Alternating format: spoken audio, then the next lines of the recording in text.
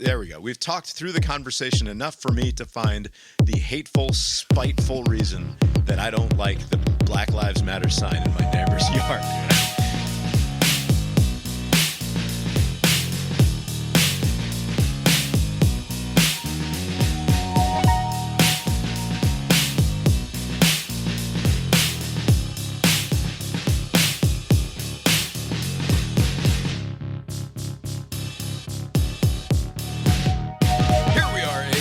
Iron Brains, a podcast that was considering a sleek new redesign to our iconic logo, but then got worried that if we did so, everybody would start calling us woke.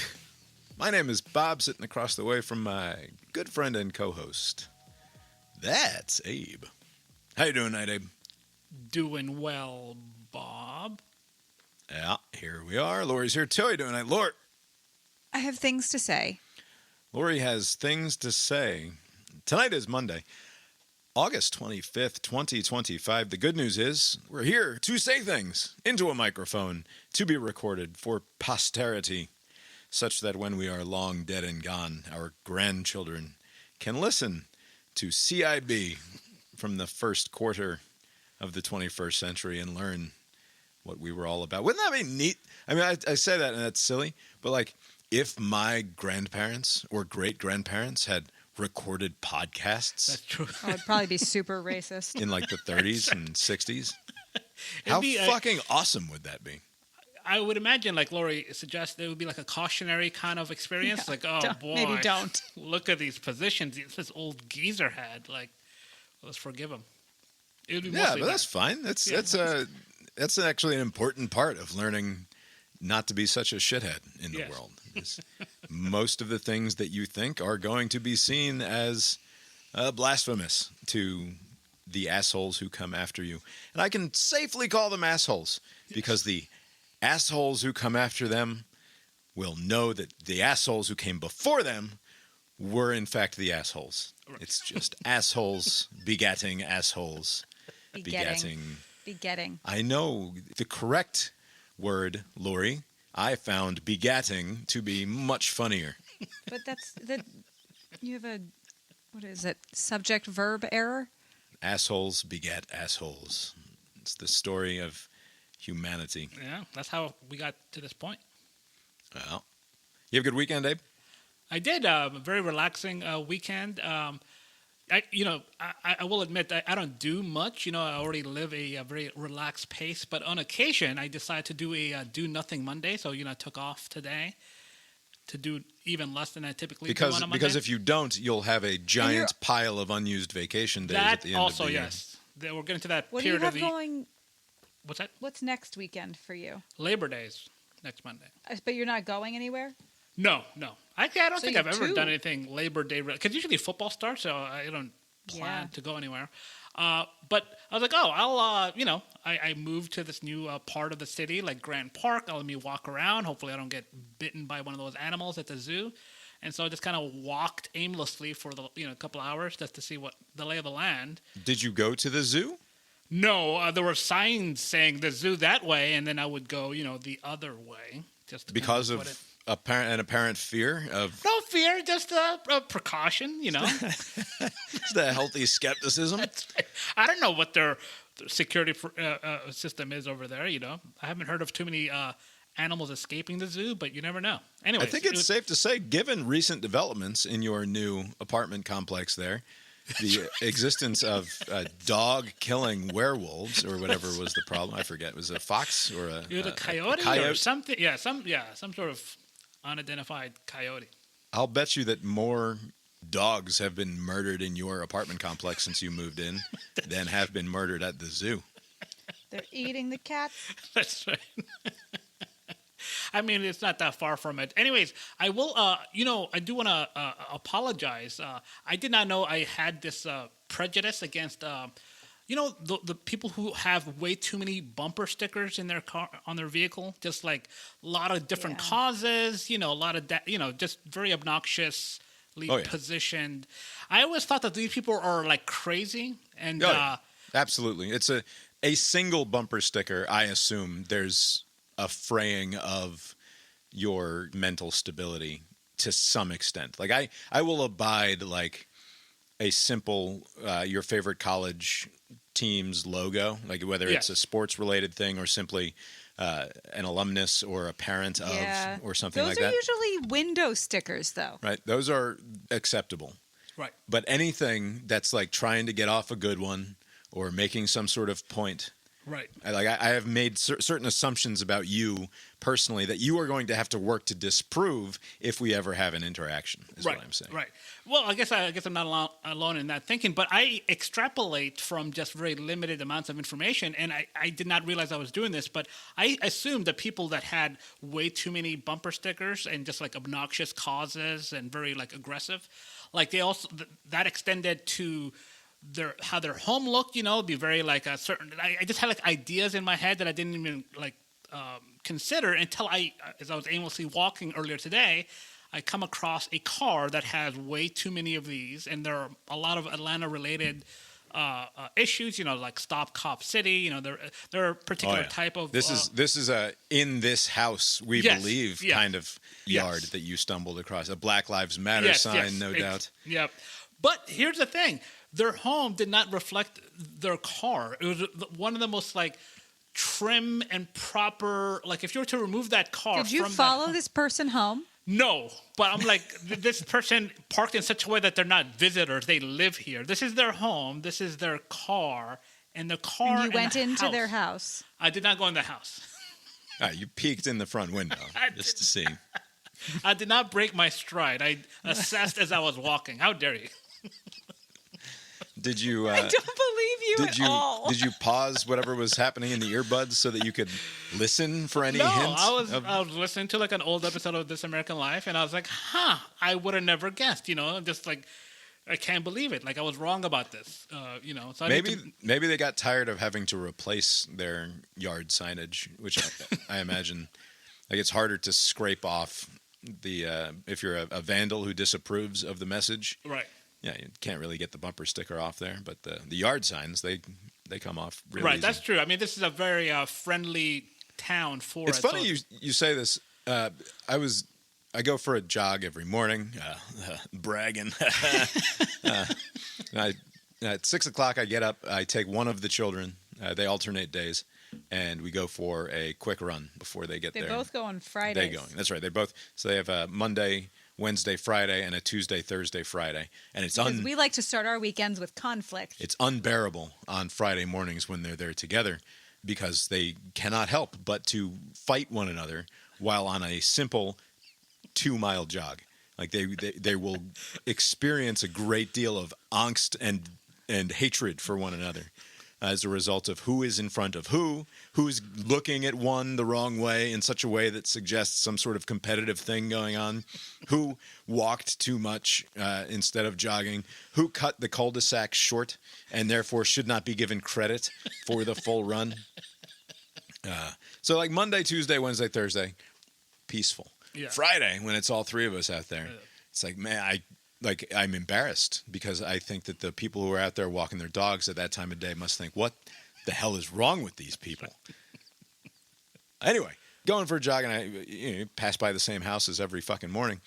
And, these Black Lives Matter signs, I think there's only one or two in our entire neighborhood, which it's low for the sort of neighborhood we live in. I think it's safe to say. Did it get lower? Do you have people taken down that sort of stuff or any sort of signage? Well, that was sort of what my question was like, if I were to go up and like knock on the door, and obviously you would, or just in casual conversation, I know the people who've got the sign in the yard, perfectly nice family. And I said, at what point do you think that you're going to take down that sign? Like, right. Black lives start mattering. Is it just a permanent fixture? Because like with Instagram, right? Summer of 2020, fucking Cracker Barrel and Sonic and probably British Petroleum and Walmart and all of the other, and then all of the rest of us put black squares in our profile pictures, right? To signify solidarity with the movement. But eventually, like, those came down, right? Yeah. You had to make a conscious decision to say, okay, no more Black Lives Matter blackout square on my Instagram profile, it's time to go back to the thirst trap or the carefully curated selfie or what have you. Like socially, there was a push for something to happen, and then the tide rolled back out, and the squares changed back to regular profile pictures. Probably in 2020, 2021, there were more BLM signs in our neighborhood. I'm sure that there were, but I think we're down to one or two, maybe. Right. And I don't like. It's not that I'm. I know it sounds. I have to say this. It sounds like he doth protest too much. I'm not offended by. At no point was I offended by the existence of the sign. Obviously, as discussed before, the phrase is a provocation. I don't think it's objectionable to call it a provocation. The people who came up with the campaign would recognize it as a provocation. It's meant to provoke something. But at what point are you permitted, or do you think like this now has been in this person's yard for 5 years? Right. When do you take it down? I think the best opportunities are like during the holiday. At least I'm thinking like if off year Halloween time, you're putting up some other stuff and you take it. Oh, it doesn't go with this stupid skeleton thing that I got going. So like you take down whatever message that you had from the previous year, and then you just never put it back on. So like you use existing schemes to get past. Well, they have not. They decorate for Christmas. They decorate for Halloween, and the sign remains even through the seasonal changes. I'm just saying, like, it's an unthinkable conversation for me to bring up, right? Like, it is impossible. Even though I'm friendly with the family, I got the kid playing Little League baseball. Like, it's good. It's all good. But like, would it be an antisocial step too far for me to be like, I support what you're getting at here? I agree. I would probably, in fact, say I think all lives matter. Right. But so I'm with you here. But at what point? Probably don't lead with that, but Well, that's right. At what point do you think you're going to take that sign down? Not that I'm asking you to take it down. I suspect. I do wonder if like peer pressure plays a role, not necessarily with the next door neighbor, but like their circle of friends. So when they come and visit, like, hey, what's going on? You gave up on the cause? Like they can't, if you have friends come over like a couple times a year, it has to be up, And so, there's no way out of that unless you just get rid of your friends that are very judgy. I wonder if there were, how many would you say in our neighborhood have Black Lives Matter before, in height of Black Lives Matter? At the absolute height of it, I don't know, 8 to 10, maybe. Like I said, So do the rest of and now there's one. I think so. Yeah. So do the rest of the ones have different signs? And I bet a lot of them do, because it's easy to just replace. I would say that. I mean, to be fair, we live despite living in a blue dot in a red sea here in a college town in a rural-ish county. That sort of signage is rare, no matter what the season, no matter what's going on. We're not supposed to have it in our neighborhood. It's in the contract or whatever. Oh, is that a homeowners association thing? No, there's a covenant. Okay. That says you're not supposed to have them. Oh, whatever. Again, nobody enforces I know. that kind I'm of just nonsense. saying. I will say, like, there were a dozen or 20 or a couple of dozen maybe in this house, we believe, signs. Yeah. And I don't think there's any of those left. Those have all gone. Those you can feel more comfortable with taking down. Right. Yeah. There's still plenty of those in my neighborhood here, in this new neighborhood. Also, like, hate has no home here, or some version of that, Like, it's got plenty of homes. Yeah, I'll bet it does, too, by the way. I'll bet we can find something that you hate, someone that you hate. That's true. You fucking weirdo. Imagine being a person who insists that there's zero hate inside this home. Anyway, I don't know. It's just one of those things that it's why I would never, like, I think that I have two options. I could put, and this is something I used to do at work, I'd put a silly little message on the schedule every single week. Like, I would write I put the schedule up and I would write a new one-liner at the bottom of the schedule just to keep people guessing, keep them entertained, that sort of thing. This is not an example of one, but the beatings will continue until morale improves. That level of sort of silliness, right? Right. So I could imagine putting a sign in my yard that I then changed once a week or once a month or something like that. But the idea of like sticking a message in my yard or on my bumper that's like trying to convey some sort of moral is completely anathema to me. Like it is so against my character. And I'm not sure why. I don't think it's just that I'm not an exhibitionist in that way. I think it probably comes down to, like, I don't want to be associated with whoever else could be associated with that expression of thought, right? Like, I'm not going to fly a fucking flag because I've never been comfortable with the idea that someone else walks up and sees the flag, and for them it has all of these other associations that have nothing to do with why I wanted to fly the flag. And I guess some people are just like, no, I don't fucking care. If you don't like it, you can kiss my ass, etc. Right. That's how the Black Lives Matter people talk, how Bob just talked there.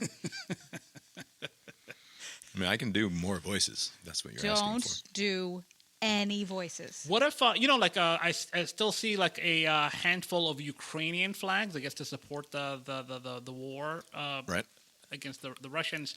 Would your position change? Let's say it's not a country invading another country and you're lending support in that way. What if, like, a country got invaded by aliens, or there was like a nuclear attack? Just this poor country gets attacked for no reason. Would there be any scenario where you would have a flag up for a couple of days to show support, like some sort of 9/11 attack on, like Trinidad and Tobago? Are you going to put their flags up for a couple of days? No, we're private people. Yeah.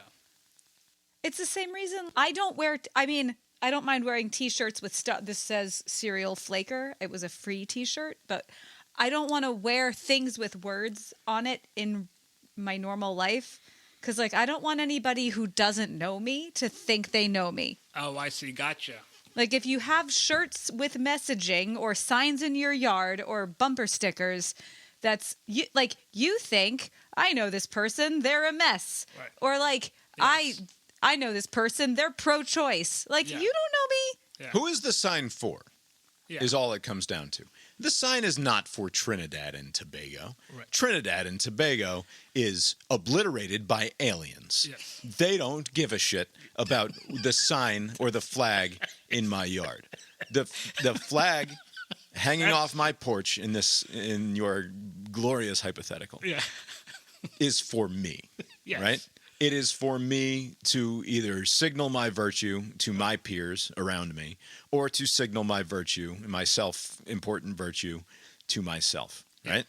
And in the same way, and that's there we go. We've talked through the conversation enough for me to find the hateful, spiteful reason that I don't like the Black Lives Matter sign in my neighbor's yard, which is that the Black Lives Matter sign in that yard is not for anyone but them. Yes. Right? It's not for their neighbors across the street who are African American. And if they thought for a second that it was for the black folks who live across the street, that makes you even worse. Right? Like, if you think that person is driving by and sees the sign and thinks, there's a good white living in that house. Thank God we've got good whites in our neighborhood that we can share this space with. Right. No, that just makes you even worse if that's what you think is going on. Right. So, like, that primarily is what keeps me from putting anything on my bumper. It's what keeps me from putting anything in the yard that signals support of anything, is because I despise that sort of virtue signaling. Right. Because it's just purely self-aggrandizing and self-interested. Right. It's very low effort and self-serving, and that's right. And if it like, I guess if it warms the cockles of somebody walking by that I've got a flag hanging to support Trinidad and Tobago, but where's the good? Where is the? Yeah. I mean, did I put a QR code out there with scan this to send $10 to Trinidad and Tobago? Seems unlikely. Anyway. We should open up the WGAS NewsBag and find out what's going on in the world of news and pop culture. It's Who Gives a Shit news. All right, let's start with something that happened on Friday, which is that the FBI raided the home of former UN ambassador. He had a couple other jobs through the years.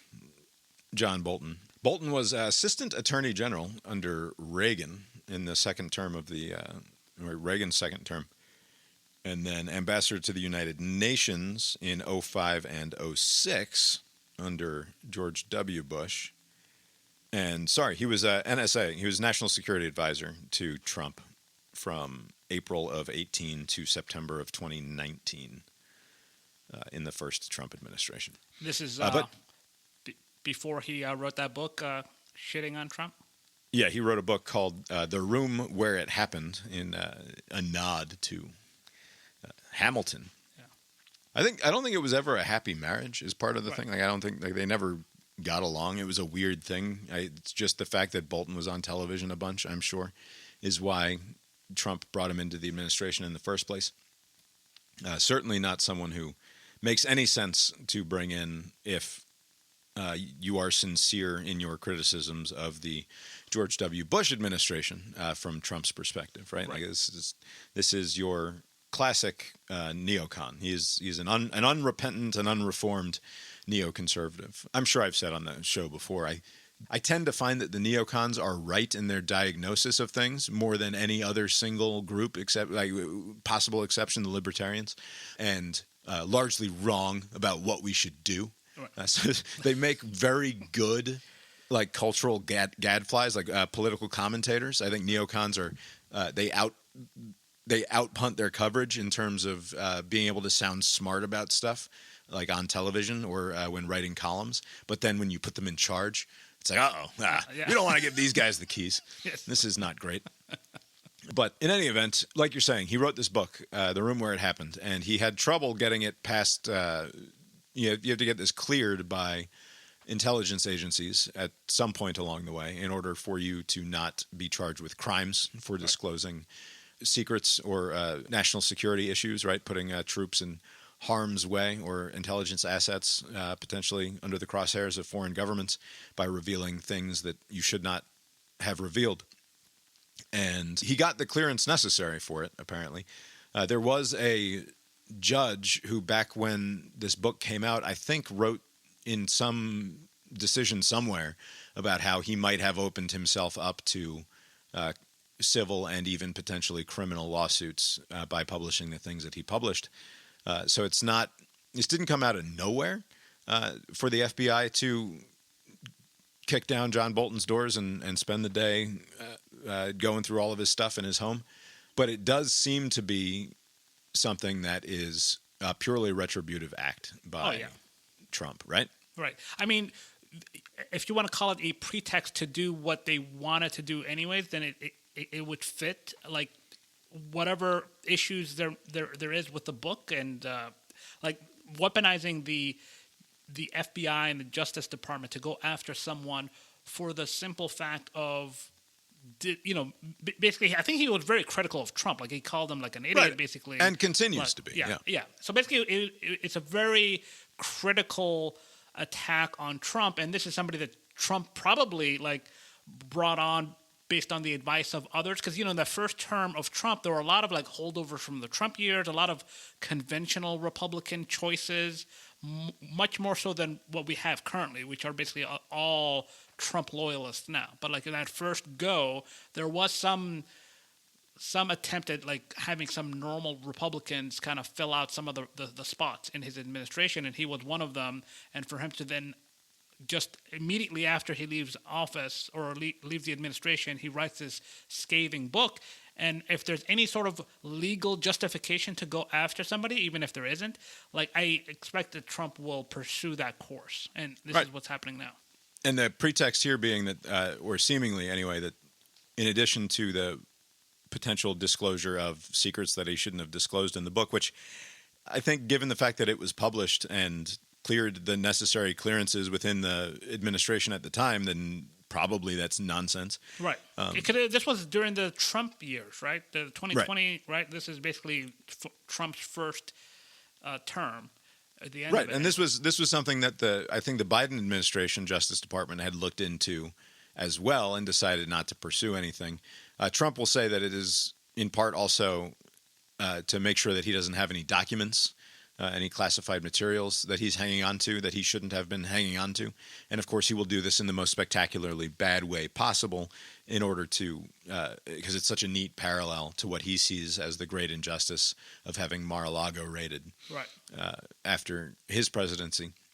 And for all of the, we're just trying to make sure that no one is above the law nonsense that you hear them say, everything that they said before the raid happened and everything that they've said after the raid happened tells you that whatever legal pretext they're using here is just a fig leaf, right? It's just bullshit. They put Kash Patel had John Bolton on an enemies list, right? This is what he would talk about before Trump was elected, having an enemies list and going after the enemies of the president when we get back in there. J.D. Vance, in what I found to be an absolutely remarkable interview that he gave, I think, to Meet the Press on Friday evening. It was aired on Sunday morning on Meet the Press, was going on about how we, when asked about this, which is an active investigation by the Justice Department into criminal wrongdoing by a former U.S. government official who served in the first Trump administration. And instead of saying the thing that you always say, which is the FBI or the DOJ, with the help of the Attorney General, is pursuing an active investigation. And I'm not about to comment on an active investigation. Instead of saying that, he says, we, as though J.D. Vance has anything anywhere in this whole thing has anything to do with the investigation by the FBI or by justice, as though he plays some sort of role in the hierarchy here, says we are pursuing justice no matter what, and and we're making sure that no one is above the law. And that's super fucking weird, right? Like that's an expression of the presidency as being the justice system, right? And that is not traditionally how we've thought about it in the past. Right. There's no pretense of I hired these people and they're capable of doing their job and I'm going to leave it to them. That's the Justice Department, and if they pursue a case, it's because of the evidence. But now it seems to be like they're getting marching orders from the White House, and then they're doing whatever it is that they're told. And so basically all of the decisions are being made at the White House and then carried out at the Justice Department, the FBI, Homeland Security, what have you. It seems to be like there isn't like this, hey, that's their shop and we're not involved. Especially a vice president would not be involved in that. And for that, there's not even like an attempt to say, like in years past, that would have been the go-to prepared statement, right? That's just an active, ongoing thing, and I can't comment on it. And then we'll move on to something else. And even if you think it was bullshit before, when presidents would say, I don't have anything to do, there's a firewall between me and the Attorney General and their pursuit of various things. Like, for what it's worth, Merrick Garland was investigating Hunter Biden, right? Yeah. And the Biden Justice Department brought charges. Again, did they try to get him a sweetheart deal and get him off? Yeah, sure. Also, it was a bogus fucking thing that he would have been charged with the thing that he was charged with if he had been anyone else, right? Was he a dirtbag who did dirtbag things? Absolutely. That person would not have been charged with that, but for the fact that he was Biden's son and they were trying to make sure that it didn't look improper. In the same way, to be fair, that the charges against Donald Trump in New York for falsifying business records or whatever they were was total nonsense and were not charges that would have been brought without there being some other much bigger or worse crime that was actually the thing that they were going after. And it's just profoundly not good that not only are we now in a position where after Trump said the weaponization of the Justice Department ends with me becoming the president, it's clearly the exact opposite, right? And not only is it the exact opposite, but they're proudly going about it and saying no, we are the law. Whatever's going on at Justice or with the FBI is an extension of the administration's will and pursuit of what they have decided to be the things that are important in terms of enforcement. And even as they try to pretend it is just no one is above the law kind of stuff, Trump cannot help but to say, shortly after Chris Christie goes on the ABC This Week show, talking about how this is probably bad.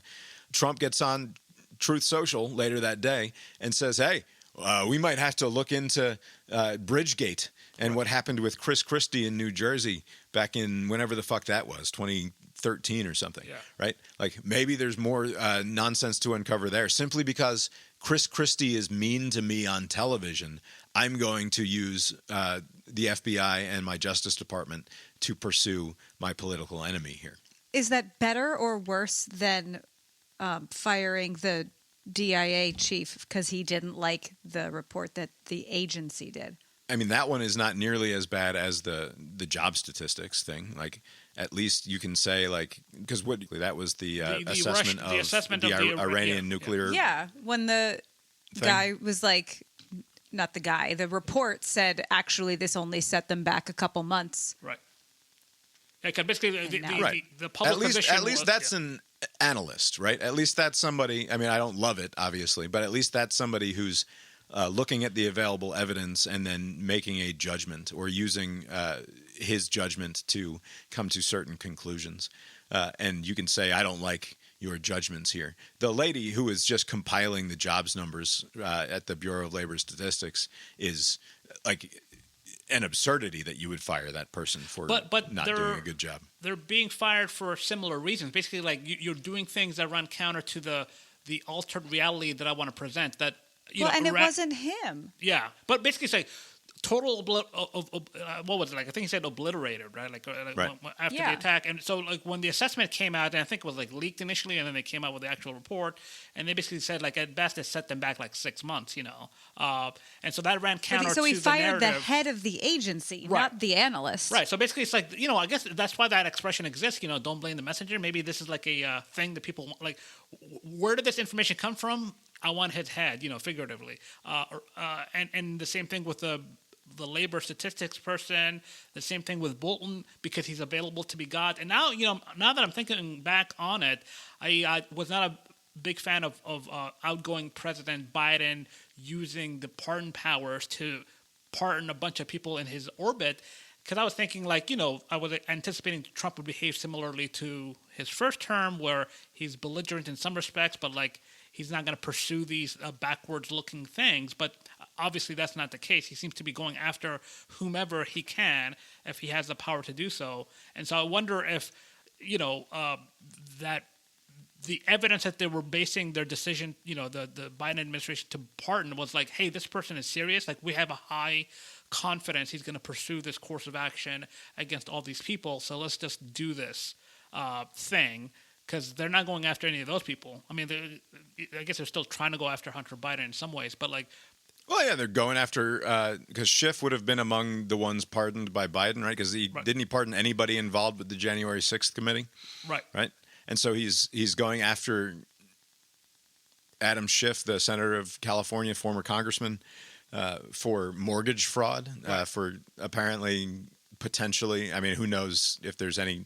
First of all, I can't believe Adam Schiff when he said there's zero merit to this, because, presumably sometimes you do some funky paperwork in order to have a tax benefit or to make the numbers work in your favor or whatever. There might be some merit to it. There's I forget what it is. Somebody or some article that I read or some book that existed that I heard an interview about decades ago at this point. Said that the average American commits 7 felonies in any given week or something. Felonies? Yeah, you're just, all of us are felons, and you just don't. That's part of the horror of living in an over litigious and over legislated world, which is you just have simply no idea. The various ways. I say this as someone who I think I've done a reasonably good job being truthful on my taxes every year that I do my taxes, but I don't fucking know. Right. I might have cheated. I'm just clicking buttons on the fucking Intuit TurboTax and guessing a lot of the time. Right. Cause I only think about this shit once a year. So for all, if suddenly somebody banged on my door is like, hey, bad news. Right. You owe us $15,000 because you've been cheating on your taxes. I'd be like, fuck. Right. Are you sure? Because I don't know. That is a good point, because if you wanted to, if you directed the power of the Justice Department towards any one person, you could eventually find some wrongdoing, right? Like you could just without something. a doubt. Right. And that's what was so creepy about what Vance was saying to Kristen Welker on Meet the Press, which is like, we are investigating John Bolton. And she's like, well, you're talking about this, you're commenting on this. What did he do wrong? We are just making sure that if there's anything to be found, that we find it. Why is the FBI raiding Ambassador Bolton's home and office, and did the White House get a heads up? Well, so we're in the very early stages of an ongoing investigation into John Bolton. I will say we're going to let that investigation proceed. What I can tell you is that unlike the Biden DOJ and the Biden FBI, our law enforcement agencies are going to be driven by law and not by politics. And so if we think that Ambassador Bolton has committed a crime, of course, eventually prosecutions will come. But as you know, Kristen, this is all part of gathering evidence, trying to understand something that we're worried about. And of course, I'll let the FBI comment on the next stage of the investigation. What's at the root of this? Is this about classified documents? Well, again, I'll let the FBI speak to that. Classified documents are certainly part of it, but I think that there's a broad concern about Ambassador Bolton. They're going to look into it. And like I said, if there's no crime here, we're not going to prosecute it. If there is a crime here, of course, Ambassador Bolton will get his day in court. That's how it should be. But again, our focus here is on, did he break the law? Did he commit crimes against the American people? If so, then he deserves to be prosecuted. He's talking about the full force of the United States Justice Department and the FBI being targeted at one individual just in case there's something there that is below board. Right. And that is not the sort of world that you think you want to be living in. That's the sort of world that is the antithesis of it is the thing that the freaks in this country have been warning us about for generations, right? Whether it's the John Birch Society all the way up to Alex Jones, that you give this sort of unlimited police power to unaccountable power like that in Washington, and they're going to abuse it. And now we can't even get Alex Jones to condemn Donald Trump for unleashing martial law on the streets of Washington, D.C., or using the police power of the state to just investigate John Bolton, just in case there's anything there under the bed covers. Right. It's a shame that all of those cranks, the conspiracy theorists, have been co-opted by this movement, because, you don't hear much noise anymore where, you would have a field day, just pick any topic in the last 6 or 7 months, and you can make a big show of it. What makes it even worse is, just about all of the Trump people come January 20th, 2029 are going to be pardoned, right?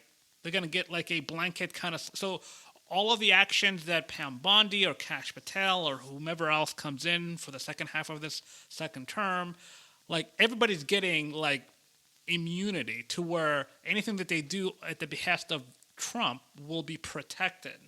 And there's nothing that can be done about it going forward. So now you'll have this weird situation going forward to where this becomes normalized. And so Justice Department heads can do whatever they want. FBI people can do whatever they want, knowing that they'll get a pardon from the boss at the end of the term.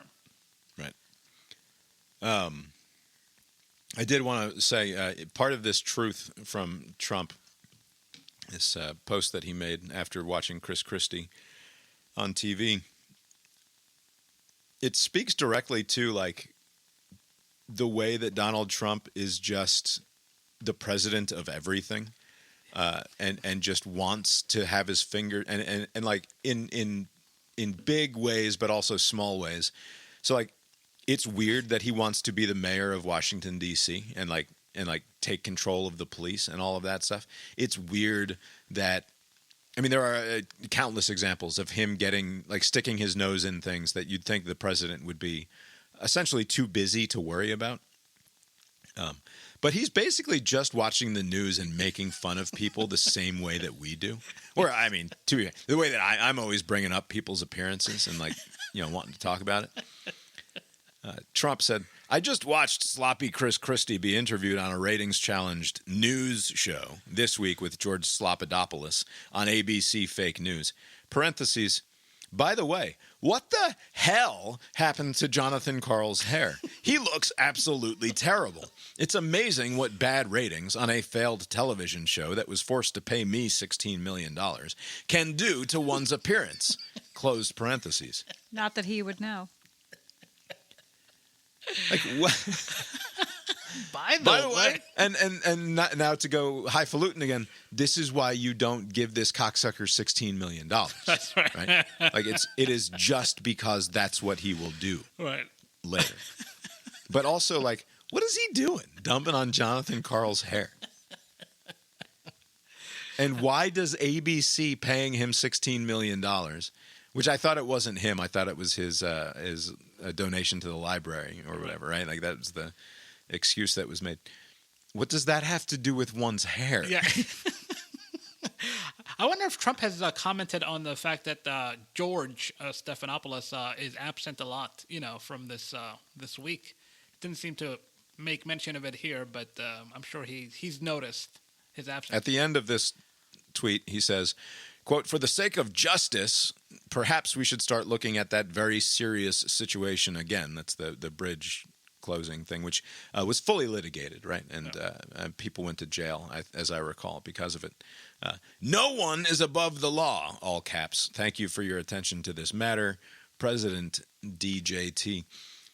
I don't know this for sure, but I think Trump will dictate and somebody else will post, right? Or does he post his own social media comments? Because, I wonder, When it was Covfefe, he did it. yeah, because, I wonder when do they decide all uppercase, quotation? There's no rhyme or reason. So, is the person who's doing this that's not Trump, they just know? He is an artist when it comes to capitalization decisions, and I don't think that anyone else could paint with that particular paintbrush.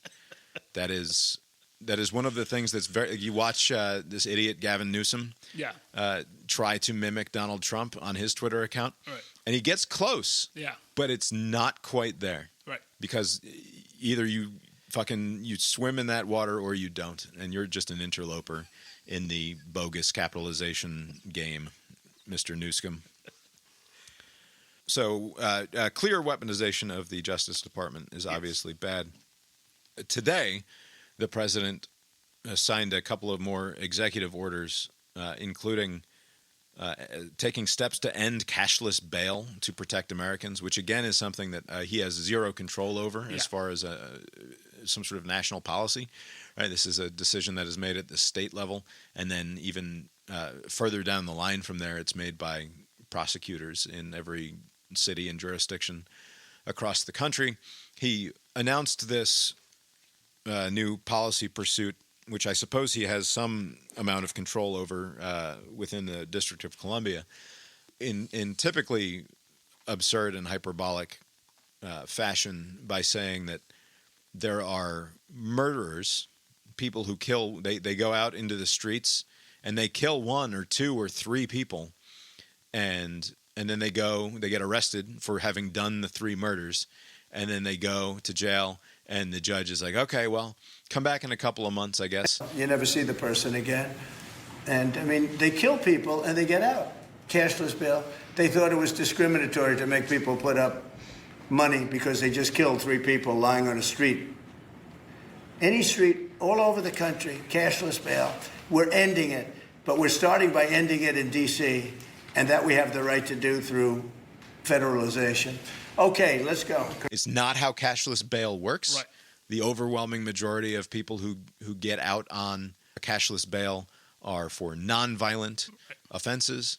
And, of course, if you did a triple murder and were indicted and charged and indicted with triple homicide, or even just one homicide, there's not a judge in the country who is going to release you on your own recognizance to come back in 6 months for the trial. Right? It just hasn't happened. Right. This was high profile, but Luigi wasn't released, right? He just killed one guy, and they take those kind of things seriously. Because he also had an executive order for burning the flag too, right? Yeah, that was next on my list. Yeah. I wonder if this is just all messaging, because you're right. As a lot of people pointed out, he had no authority for this, he had no authority for that. But maybe the value he sees in it is for messaging, because like a lot, the flag burning thing would be ruled unconstitutional if they try to enforce that, and then the what it is in direct contradiction of an long established by Antonin Scalia protection that is built into the First Amendment, right? This is completely uncontroversial. I know it makes people mad and makes people feel bad when they see the flag burning, right? And I've never burned a flag, to be clear. It occurred to me that I really want to go burn a flag in our fucking street when I heard about this. There's the felony. Like that's right. You the test case. What if your case goes up to the Supreme Court and Bob v. Trump or something? We really don't have time for that kind of thing. I'm trying to run a little league here, Abe. That's true. Maybe in winter. I agree with you that it is about the messaging rather than about anything else, because everything in our current politics is all stakes, no consequences, right? Like the only thing that matters is the culture war, and culture wars don't have actual battles where like things conclude and there are more dead on this side than there are on that side, and then we see who won. It's just who can actually raise the stakes higher is the team that's winning. The thing is, Trump or any president does not have the authority that Trump pretends he does, but they have like authority over like certain funding schemes, right? And so like they could use some money that was supposed to go to somewhere and hold it for ransom until they comply with what he wants, right? Hostage. It's a war. There are end around to the, he doesn't directly have authority over this or that, but he could leverage federal spending in certain ways to kind of make people behave how he wants. Also, I think it's interesting that the level of engagement people have with certain issues is limited to like, I don't like it. Right? Like people can't hold these two thoughts in their heads that somebody could do something that you loathe, but you recognize that it's also legal for them to do. Like, say, I don't like burning the American flag, and fuck anyone who does, and if they go to jail, I'm not going to lose any sleep over it. There's no like further thought of like, well, it's legal for them to do, I just don't like it. Like, it could just be left at that. But some people are just like, this is wrong because my daddy fought in this war, or I fought in this war, or whatever the reasons may be. You don't have to like something for it to be legal, right? And that seems to be kind of lost on people.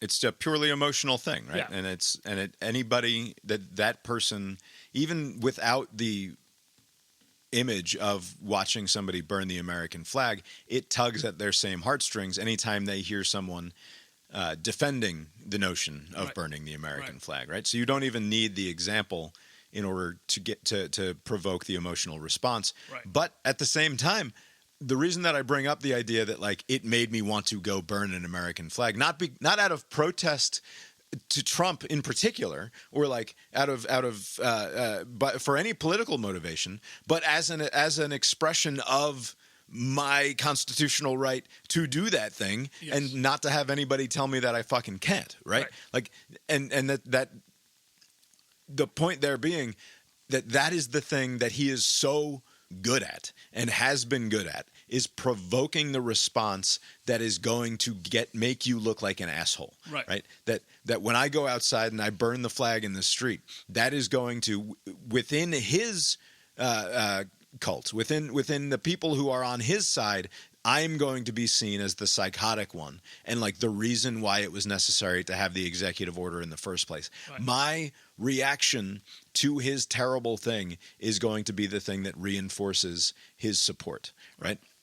This happens all the time. He can be completely wrong about the cashless bail stuff, where people do triple murders and then are just let out on their own recognizance to go do more murders in the meantime before their trial starts. Right. But because they have half a dozen examples or whatever where somebody was arrested on a drug charge or on a breaking and entering, who, because of something like during COVID or whatever, there were no we didn't do cash bail in California, who then went on to reoffend in the intervening time. Like, you have those half a dozen instances, and it's like, what are you? You're defending criminals now? Right.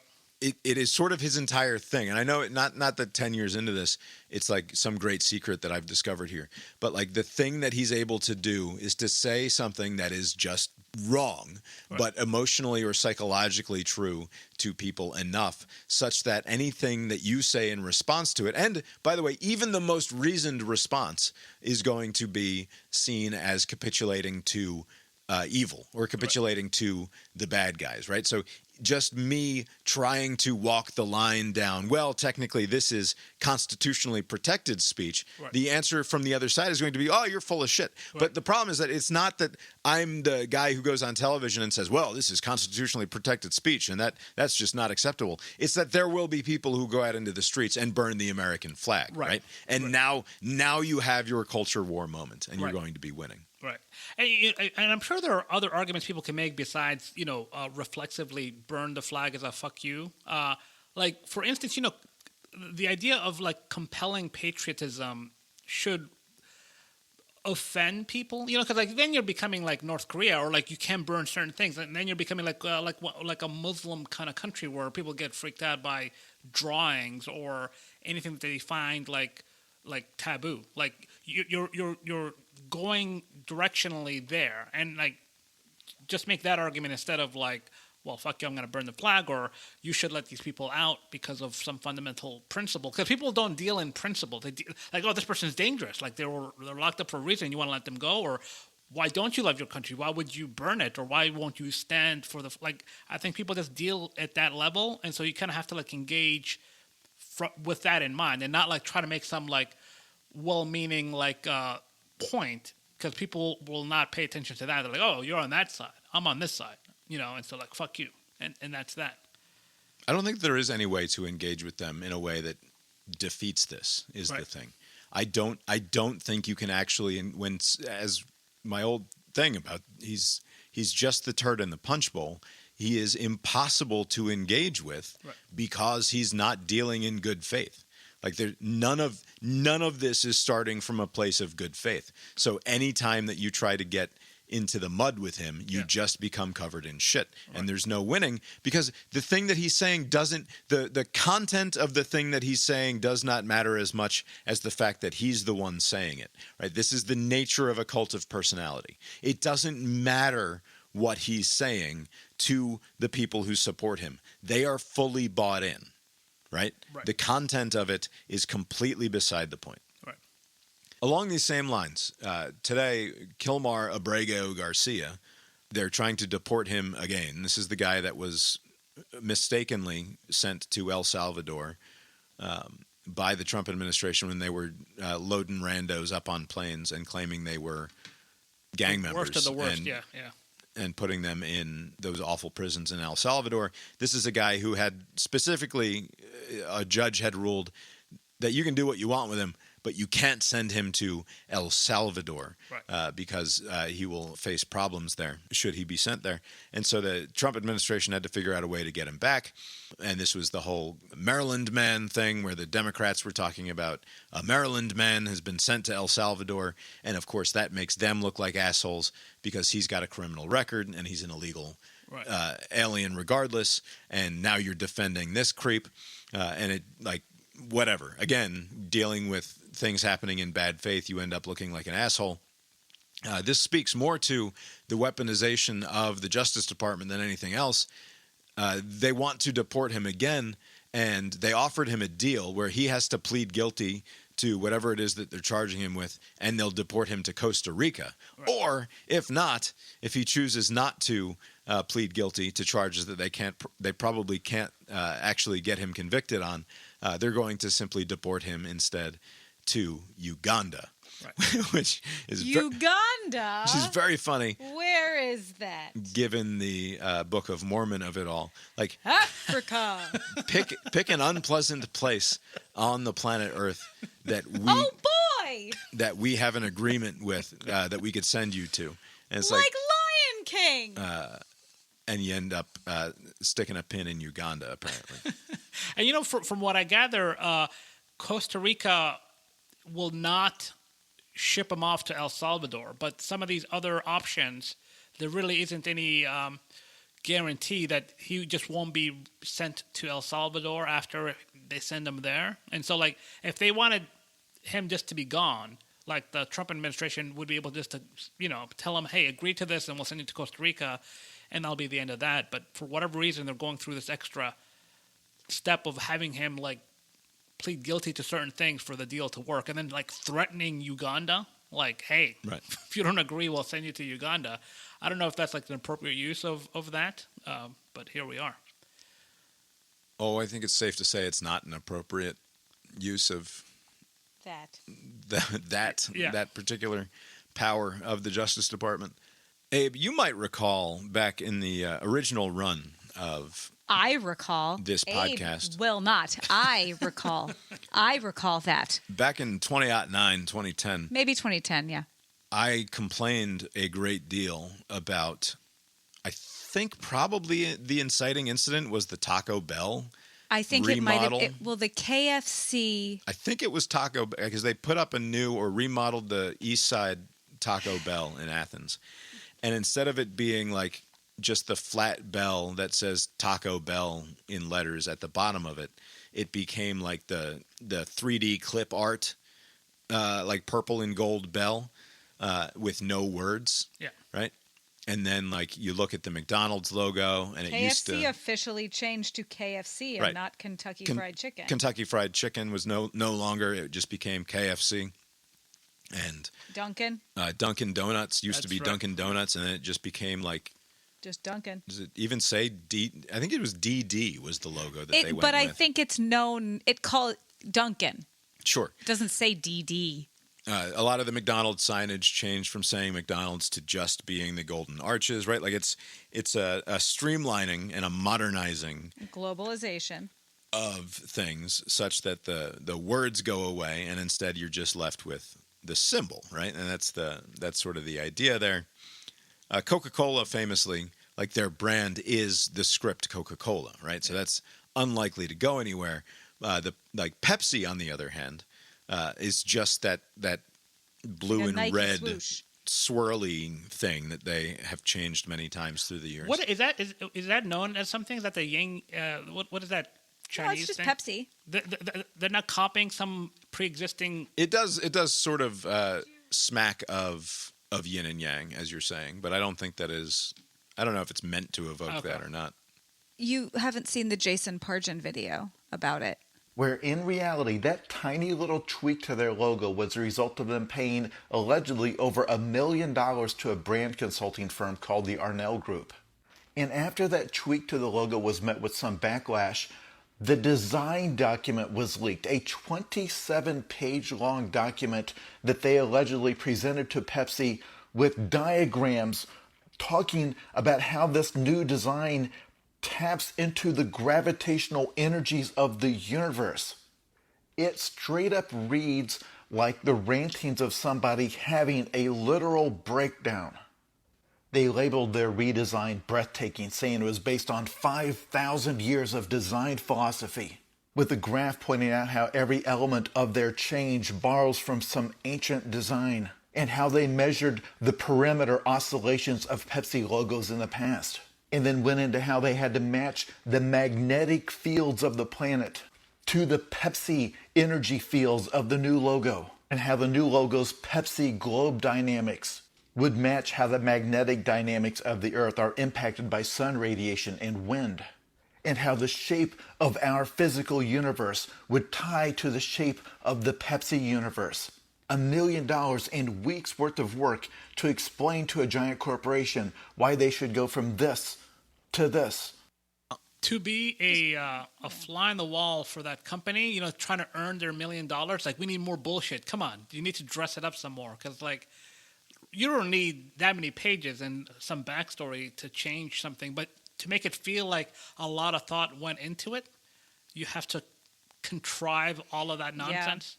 Yeah, Like, oh boy, they really thought about this. An 5,000 exercise in years. justifying your salary, Right, basically, is all that comes down to. Yeah, it's such a racket. I mean, like, I'm surprised it was only $1 million, because I remember when was it Verizon? Somebody did a rebrand and they just had like a check mark or something. Like it was like Verizon, and that was like $20 million.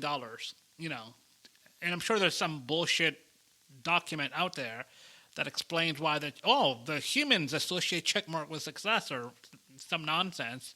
Where's my 20 million? So like I don't know how much probably nailed it they right paid there. for this Cracker Barrel rebrand, but they should have anticipated backlash, right? It is one of those like. Well, there's also their chain. I don't know. I don't go to them much. The last time we went to Cracker Barrel, we were in Athens because there was a Cracker Barrel there. The insides have also gotten a redo, and the pictures I've seen, like it looks like a new Chipotle. Like it doesn't look like a Cracker Barrel.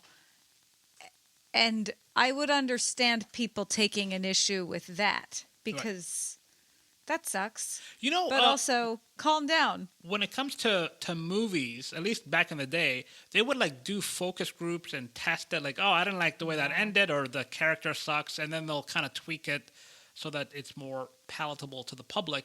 Like, do they not run these sort of things by like their actual customers? Like, would you mind if we just made this like change? Like, I'm sure the feedback would have been like, no, what's wrong with, I kind of like the old timey. Well, are they asking their customers or people who are not to their customers? Right. Yeah. Because basically, this would have to be someone who is not a loyal customer. Because they're aware their customers are dying out because they're old.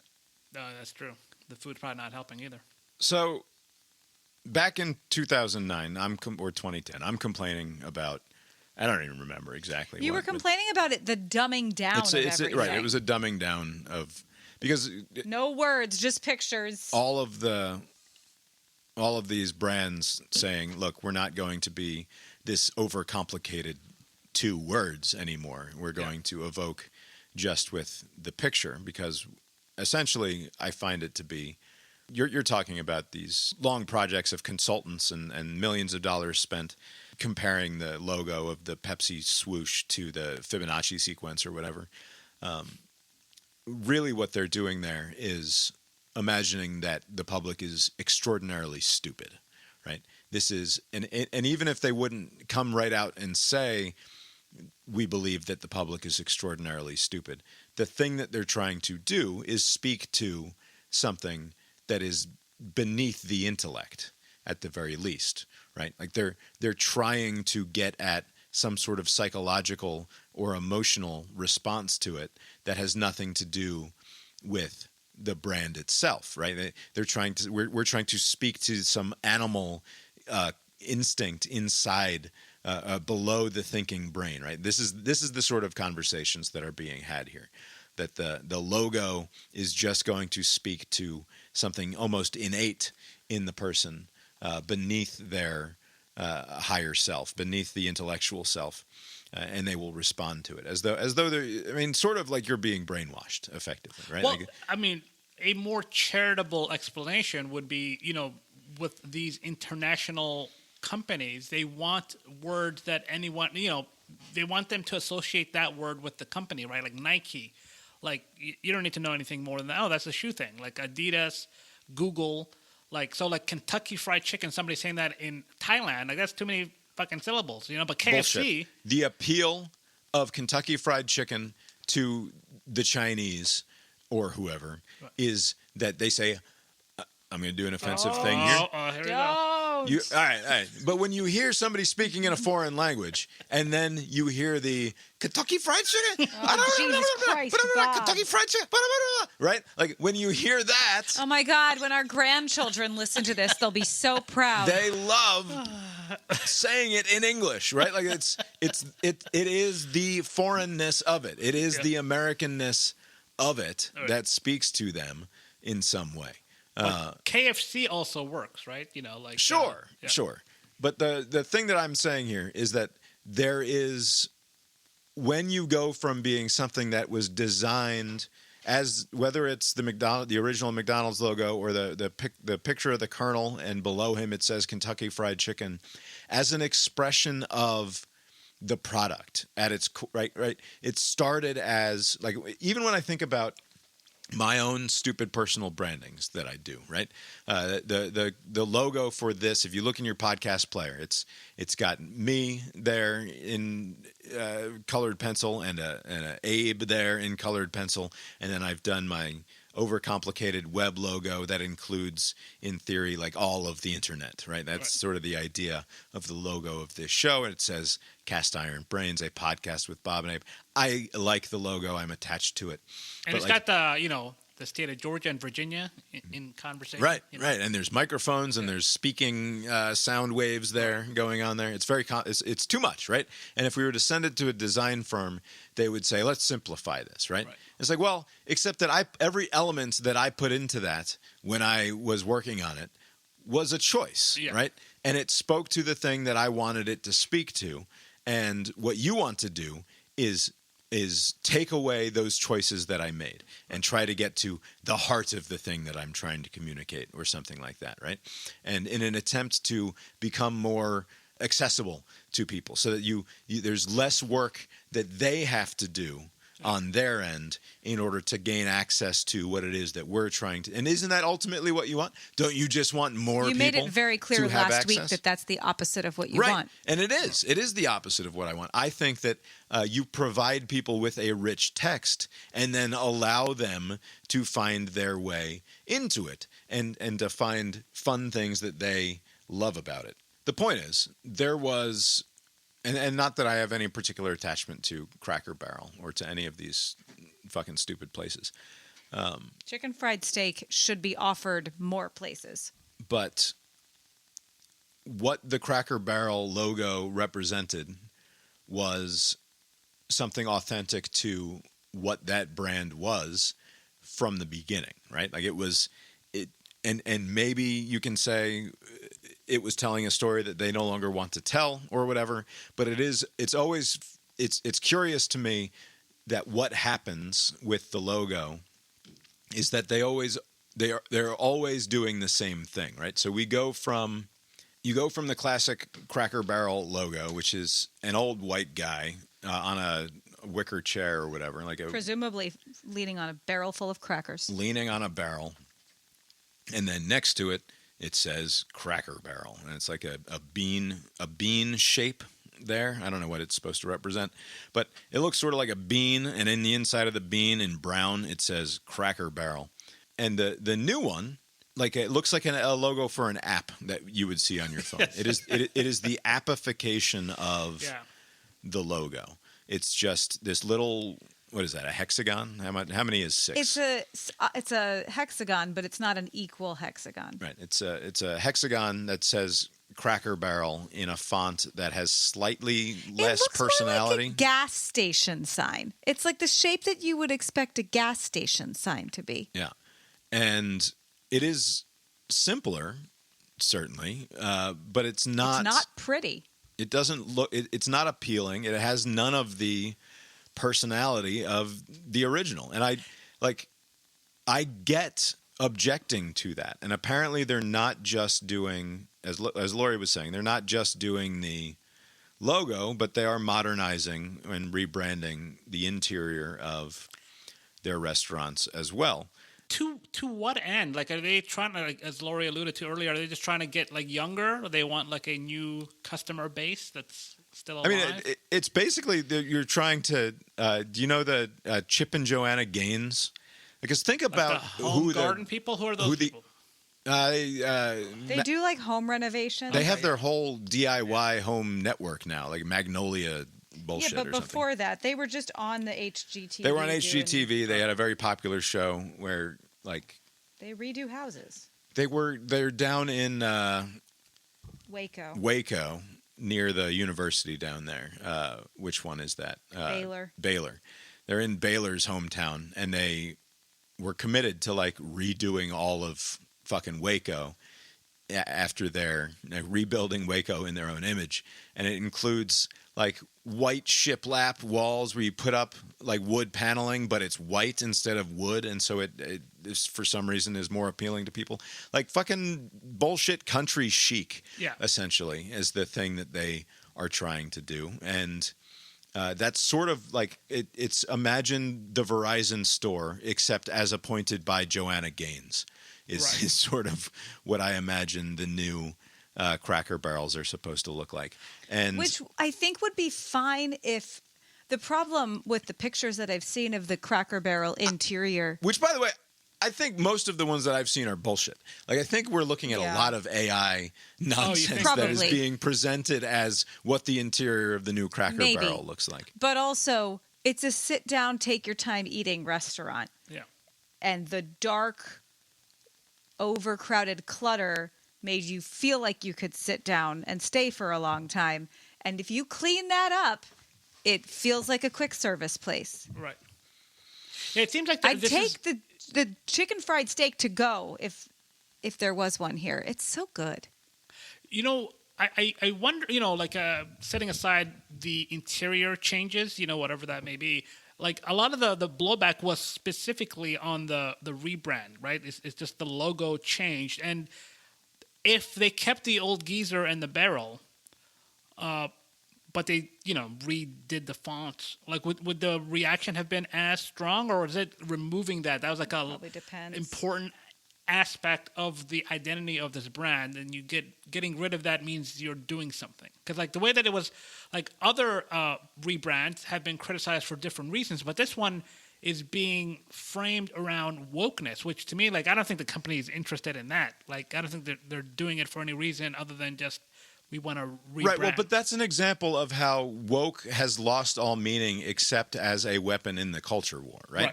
Like, this means modern. All it means is liberal, right? It's the idea that somehow they're taking something away from me. It is all woke means is anti-conservative, right? At this point, but like, there's the only way to interpret this as a woke rebranding of Cracker Barrel is if you take woke to simply be the enemy of my inherent conservatism, not about anything political, but just my inherent things ought not be different than they were before. Right. Is it as simple as that? Any change that makes me feel any kind of way is like woke? Like, because like they're not removing the old guy because some new material has been unearthed showing that this guy was like some racist, right? Like, there's no backstory to the old geezer, right? It's just no. And I can't even if you told me Cracker Barrel is racist, I would have said I think somewhere in my head, for some reason, there's a story about Cracker Barrel being racist. Okay. I remember them not serving the lesbians or something. Right, like I imagine if I try to Google this now, especially given the current news cycle, it will be functionally impossible to find. But like, I think that there was a Cracker Barrel controversy at some point in the last 20 years. The company was criticized for anti-LGBT policies in the 1990s, which it reversed in response to backlash from the public and shareholders. In the early 2000s, Cracker Barrel was the subject of several civil rights lawsuits and a U.S. Justice Department investigation, all of which were settled. Blah, blah, blah, blah, blah. Whatever. It doesn't matter. Okay. I get the instinct to be against the rebrand. I think it is ugly. I think it speaks to, like I said, sort of the appification of life in a way that is unpleasant. I don't like the McDonald's and the Wendy's that look like cell phone stores, right? Like I disagree with the modern design choice of just making everything featureless aluminum and glass, right? Like, that bums me out. Right. Not everything needs to be a corporate office park. Things can have personality. And the thing that the Cracker Barrel had, like it or not, was a personality, right? It had character in some way that a Chipotle simply does not. Right. Because the thing about a Chipotle is that it can be a Chipotle this week, and next week it will be a Smoothie King, and the week after that it will be something else, because whatever doesn't work there doesn't fucking matter. We just pull the shit out, we change the branding, and something new can go there. Right. It doesn't have anything intrinsic to itself that a Cracker Barrel on the side of Interstate 85 somewhere has a character to it, right? You know what a fucking Waffle House is. Yes. Even if they change the sign of the Waffle House, it's still a fucking Waffle House. Even though they are basically just they're essentially just container ships that, inside of which is a Waffle House. Yeah.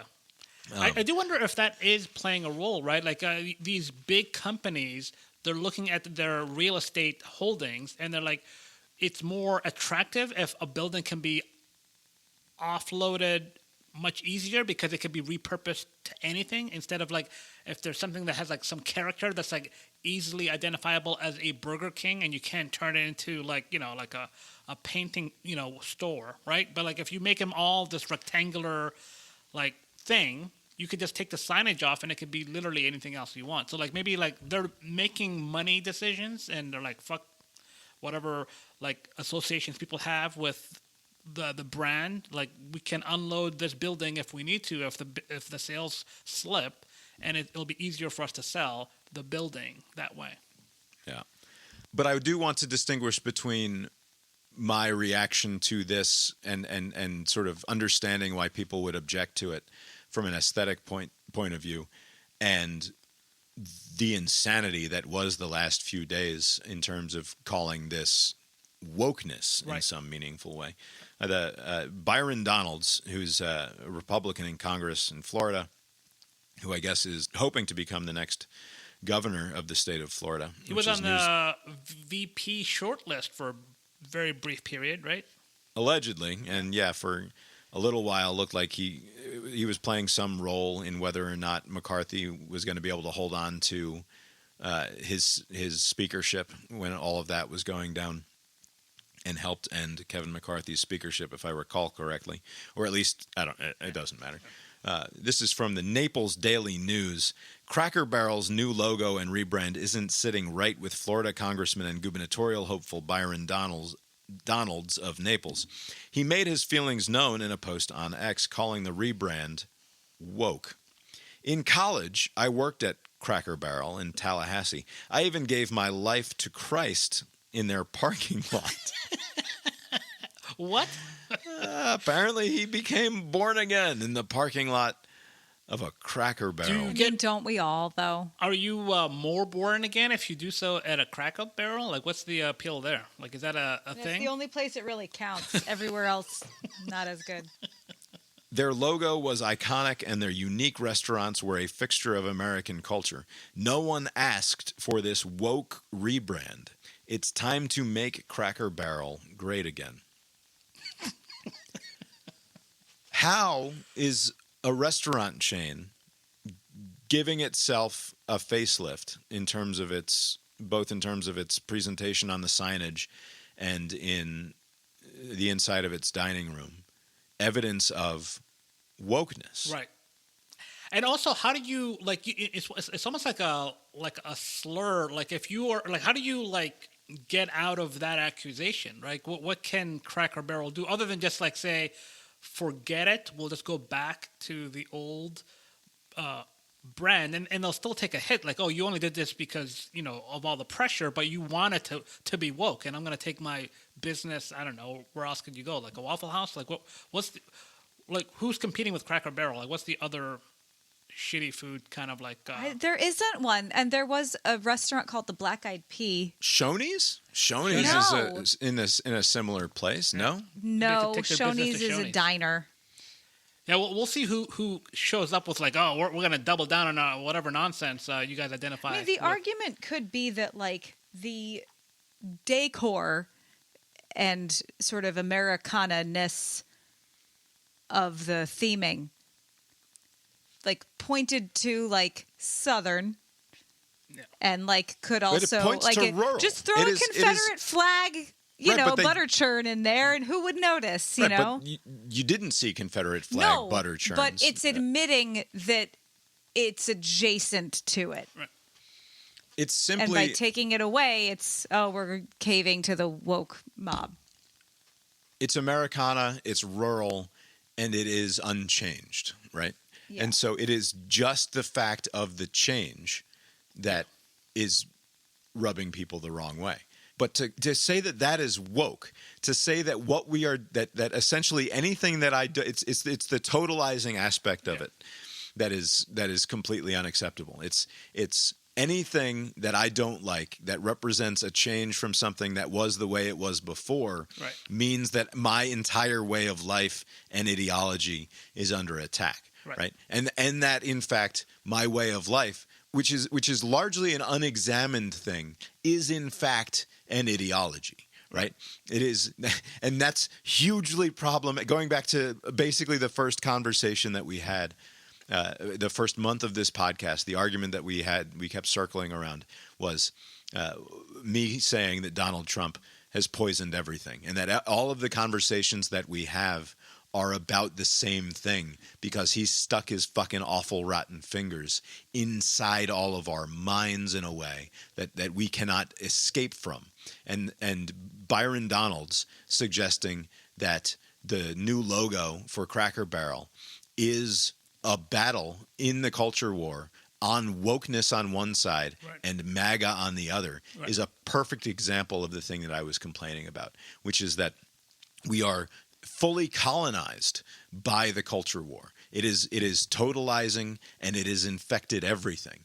And a stupid corporate redesign from a crappy roadside restaurant is just the latest, dumbest example of it. Right. It's very like tribal, like in group, out group. Like it's like, hey, Cracker Barrel was in the group, and now they're signaling something that suggests that they're in the out group, and we should kind of shun them from our circle.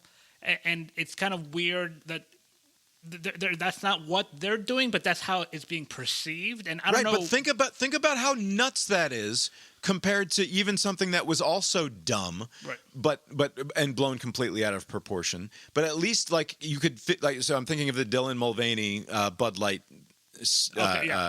controversy, the trans TikTok influencer, wherever they got their start there. What was the motivating, the inciting incident there?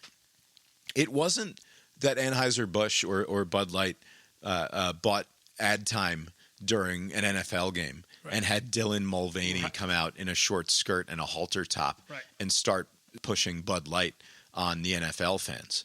All they did was they found an influencer online who had a massive following and printed off a one-off six-pack of Bud Light cans that had their face on it and sent it to them. And then they did a commercial about it on their TikTok channel or whatever it was, right? Like they posted YouTube videos drinking the Bud Light. That was the full extent of the marketing push by the brain geniuses at Bud Light.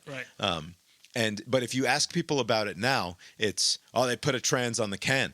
They made Dylan Mulvaney the face of Bud Light, which is insane, right? Like it's not what happened, but like that small little window, that little opening that they gave them to do this became inviting in the hordes, right? It was and now I will never drink an Anheuser-Busch product again. And if you think that those people don't exist, I'm here to tell you that you're wrong.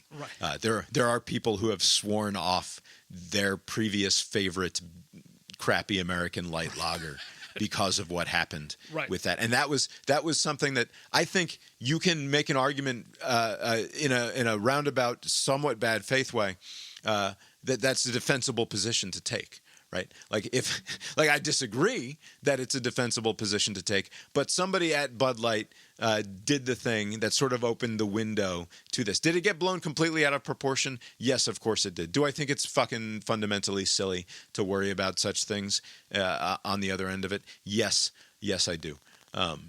But at the same time, like you go from something that at least is identifiable as a perhaps ideological question, as something that you could have a reasonable person who I think is wrong could feel like they were having something, quote unquote, shoved down their throats that they don't want any part of. To go from that in the Bud Light controversy to now Cracker Barrel has simply made their app button look more like an app than it did before. And this is now another front in that same culture war that the Dylan Mulvaney culture war was on. Like, that's fucking insane, right? Those two things are not connected. But because the culture war is so totalizing in this way, and because they won, right? Because Chris Rufo keeps winning when he says things about Dylan Mulvaney on the Bud Light can, now he gets to go a mile further, right? You give him an inch on this, and he's going to take a mile. And it's just, can we keep pushing this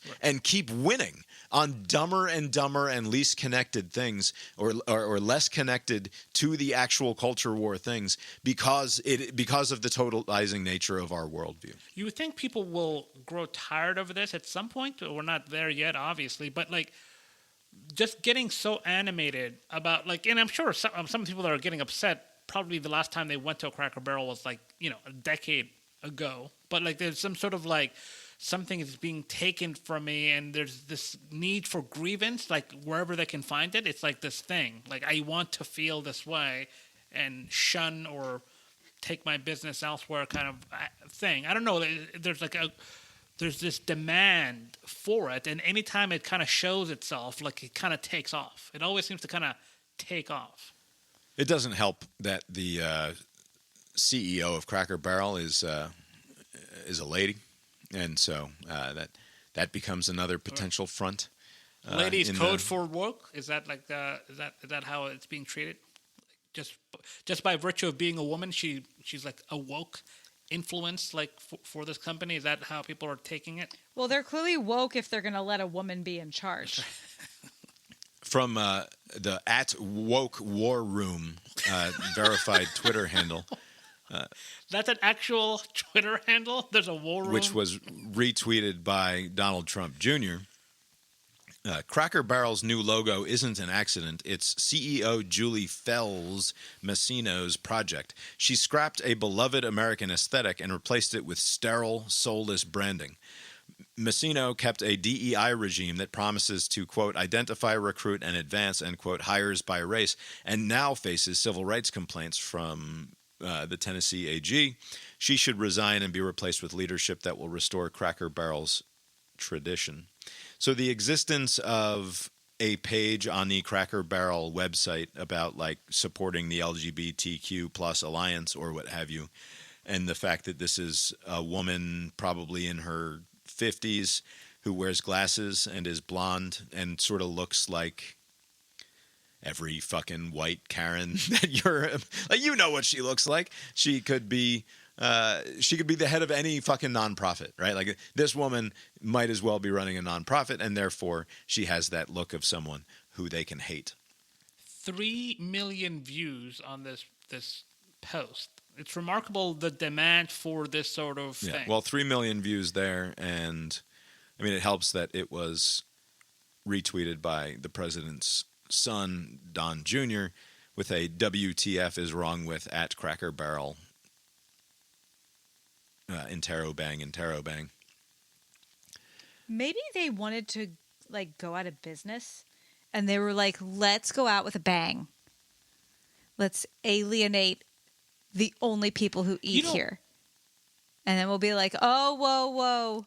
But that's the part that doesn't make any sense. How do you not know your customer base? Like, if you were running because Cracker the Barrel, C-suite of any of these fucking gigantic corporations has no connection to the people. Like, I mean, this is why it is, in fact, a reasonable element in the culture war, because fundamentally this is a question of class warfare. If you want to get weird about it, that's the direction to get weird about it in, right? Like, the people in the C-suite who make between $400,000 and $2 million a year to try to keep Cracker Barrel afloat on the long term are not at all connected with the people who make $40,000 and are driving along I-95 and stop with their family to have dinner, right? Like it's just they don't know what it is that person likes about it, and they're imagining like, oh, maybe we can be Chili's, right? Chili's was fucking dead in the ground a decade ago, and all of a sudden, according to something I read last week, is like Chili's is doing great. fucking making money like crazy because the Utes are excited to go out there and TikTok their fucking pick 2 appetizer or whatever the current deal is at Chili's. We don't have a Chili's here. Oh wow. So like they're thinking, why can't we be the next Why viral not TikTok us? trend, and we need to look more like a Verizon and a Chipotle to make that Chili's happen. doesn't look like that. I don't know. It's all very fucking stupid. But like at some point or another, like in classic fashion, like I don't disagree. Like whatever. I hate the existence of Cracker Barrel as a concept. And the reason that I hate the existence of Cracker Barrel as a concept is because this is a widely distributed network of things that they have managers down there that are trying to keep everything the fuck afloat. But at home base, there's no connection to the thing that's actually happening on the ground. And that's by design, right? The people, the bean counters who work in the C-suite of this fucking company are not connected to the goings on the ground. And that's like, it's part of the problem. The only path forward, I assume, is that the CEO is going to fall on the sword and they go back to their old brand, right? Like they can't fight this because basically you're fighting your own customer base. Like if the opinion is that you went way off course, then you have to kind of admit, all right, yeah, it was a bit of a mistake. The problem is that now then it's a sop to the right? Like then all of a sudden now you are admitting that you are a MAGA company. And like, is that what you want? I know, but I mean, how many? But they kind of stepped in it, right? So like at this point, you're trying to reduce the harm. You're not trying to eliminate it because it's hard to do. So like, it's preferable just to go back. It's like we did not intend, do some sort of thing about this is not a political company. We welcome everybody, although maybe don't lean too heavily that way. But just, get rid of the CEO and then go back to the old brand and hopefully this blows over. That's like the best thing they can do at this point. Yeah. All right. Quickly in our bogus future, a couple of quick things. Because it's 9:30. Sure. Deeply inappropriate rumor. This is dailymail.co.uk. Deeply inappropriate rumor about Jeff Bezos' mother sparks PR crisis for Google. Google's artificial intelligence system is under fire. And by the way, the punchline here is not going to be nearly as good as whatever it is you're imagining. It's going to be pretty funny. But like, if the headline is deeply inappropriate rumor about Jeff Bezos' mother, I mean, I'm thinking about, like, I don't know, Rod Stewart in the locker room with the boys having to get his stomach pumped. I'm thinking about like, I don't know, was she in one of these The Richard Gere hamster thing? Yeah, Richard Gere hamster thing. Did a college football team run a train on her or something like that? Like, my imagination starts to run wild with what could be the. Yeah, I mean, deeply inappropriate. This is not just like some slight thing. Deeply inappropriate. It has to be something along those lines. Right. From the article, Google's AI system is under fire after it promoted a fake story that rapper Eminem performed at Jeff Bezos' mother's funeral and that Tesla CEO Elon Musk attended, the Daily Mail can reveal. So the deeply inappropriate rumor is that Eminem and Elon were at Bezos' mom's funeral. What is so deeply inappropriate about that? I It's feel wrong, like that's, right? I assume it's not correct. That is the question. Someone finds that inappropriate. Is it Jeff Bezos? Would his mother have found that deeply inappropriate? According to a Google AI overview generated on August 21st about the funeral, the service was attended by family, friends, and notable figures, with reports of unexpected appearances by Elon Musk and Eminem, who reportedly delivered a moving tribute. Listed in the key details about the event was the suspect claim that Eminem sang his hit 2005 hit Mockingbird at the service. The song, which was famously dedicated to the rapper's daughter Hallie, is considered possibly the least offensive Eminem song ever, according to Genius.com. However, it's still hardly an appropriate choice for a funeral. Then there's a fairly convincing photo of Elon giving a shoulder pat to a sobbing Jeff Bezos, which is apparently not in keeping with known reality. Our experts have warned that readers are placing too much trust in the computerized summary, which can hallucinate and source information from fake news sites. Yeah. Again, I don't see it as being deeply inappropriate, but not great, obviously. Along the same lines, from the BBC, YouTube secretly used AI to edit people's videos. The results could bend reality. You remember our boy, Rick Beato, who we've talked about in the past on the show? Yeah, he has I remember him. He has a music YouTube that's right, wildly yes. popular. He has like 5 million subscribers or something. Apparently, he was looking at some videos of himself and realized that something didn't quite look right. I was like, man, my hair looks strange, he says, and the closer I looked, it almost seemed like I was wearing makeup. I thought, am I just imagining things? It turns out he wasn't. In recent months, YouTube has secretly used artificial intelligence to tweak people's videos without letting them know or asking permission. Wrinkles in shirts seem more defined. Skin is sharper in some places and smoother in others. Pay close attention to ears, and you may notice them warp. These changes are small, barely visible without a side-by-side comparison. Yet some YouTubers say it gives their content a subtle and unwelcome AI-generated feeling. Beato not being the only one, a lot of people then started noticing that YouTube was using machine learning to make changes without asking the content creators if they should go ahead and do that, which is not great. No, not good. I already don't like it when I see somebody who is very clearly using that face smoothing shit when they appear on television, because so many people appear via their own connections on their own Zoom call or whatever, and so they can choose whether or not to put the filter on there. It's fucking creepy. Don't do that. Yeah, it is very weird. Yeah. And not to blow it up into something bigger than it needs to be, but when I was mentioning earlier about the Cracker Barrel interiors being suspect, when I would see like side-by-sides of like the old Cracker Barrel and then the new Cracker Barrel, and like I don't know if I'm looking at a rebranded actual Cracker Barrel or if I'm just looking at some nonsense. Right. I attempt to be a savvy news consumer. I attempt to make sure that the thing that I'm looking at is representing something real in the world. I don't know how you can expect that to be the case anymore. I don't know, right. Like without making sure that you are at bbc.com, right? Like when I go onto my Google News feed and I get a news item that says, "Hey, new trailer for Spider-Man 6 or whatever." And it's just complete bullshit. It's just somebody with a YouTube account who made an AI Spider-Man trailer, and I think now, oh, there's a new Spider-Man coming, and it's just repurposed AI slop.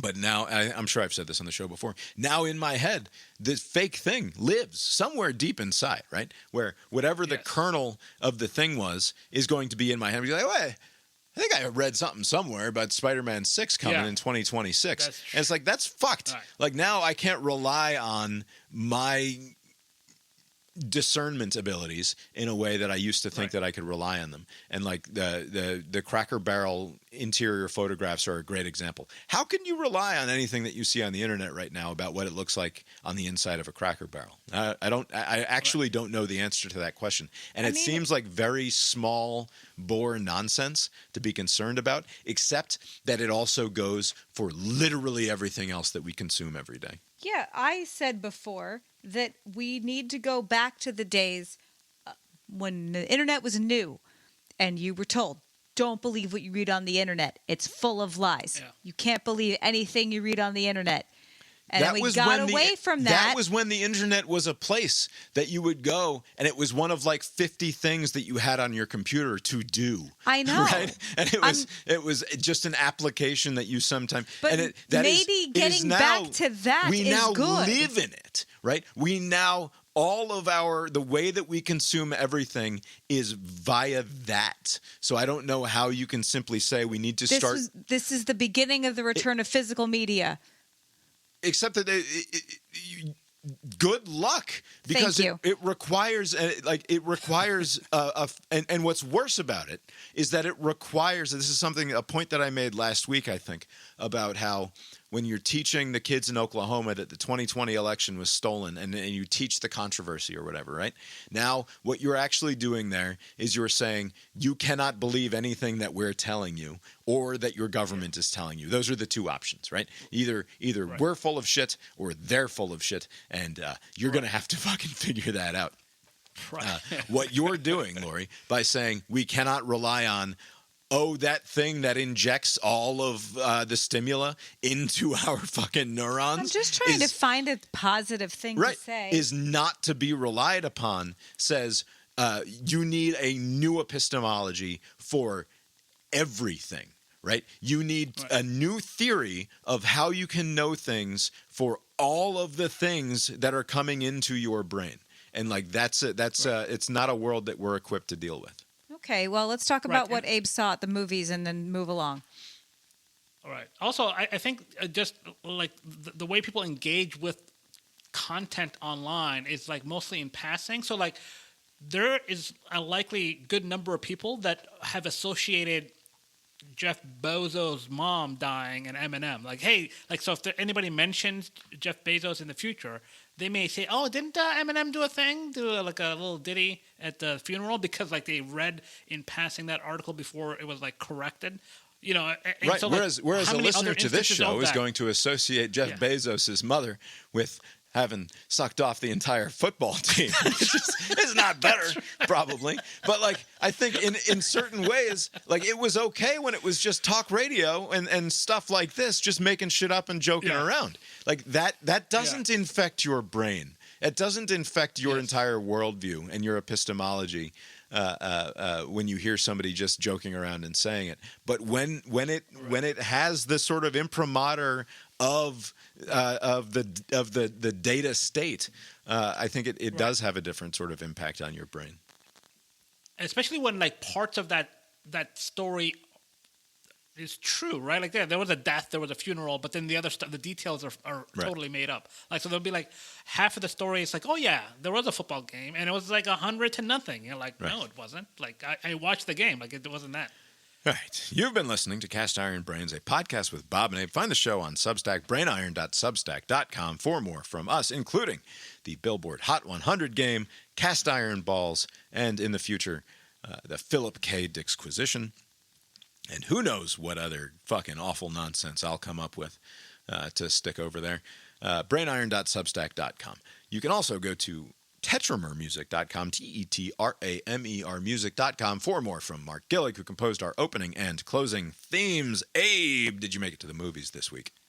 I did. I went to go see this movie called Relay, which came in at number 11 in the box office this weekend. Not a well-known movie. I only knew about it because what I do is I open up my AMC app and see what is playing at my local theater and make choices there. Right? So I read about this movie with Riz Ahmed from Riz Ahmed and The Night Of on HBO a few years ago. The Avatar guys there, Worthington, Lily James. There's a few known names in this, but it was just like a dump movie. Like they just dump it into theaters for a couple of weeks for whatever reason. It'll be streaming like in a month. But the movie was pretty decent, actually, setting aside that it didn't make any money. The concept is pretty simple. So this guy, Riz Ahmed, he's a recovering alcoholic, and his job is that he's kind of like a fixer. Like there's corporate malfeasance, and somebody working for the company has the documents to expose them, but now they're getting cold feet, and they want to return the documents back to the company in exchange for being let go. Like they're not going to be harassed any further. And so she was trying to be a whistleblower and then got cold feet, basically. Got cold feet and like, hey, I'll just give you back the information and let's call it a day. And so like Riz Ahmed's character, he keeps a copy to keep. Basically, he both sides hire him, and he's like the middleman trying to keep everybody honest. To keep everyone honest. So that's the concept. And so what he does is he communicates with the whistleblower to be through the relay service, which is basically, like people who are hard of hearing or whatever. It's like a service that they use to kind of communicate information.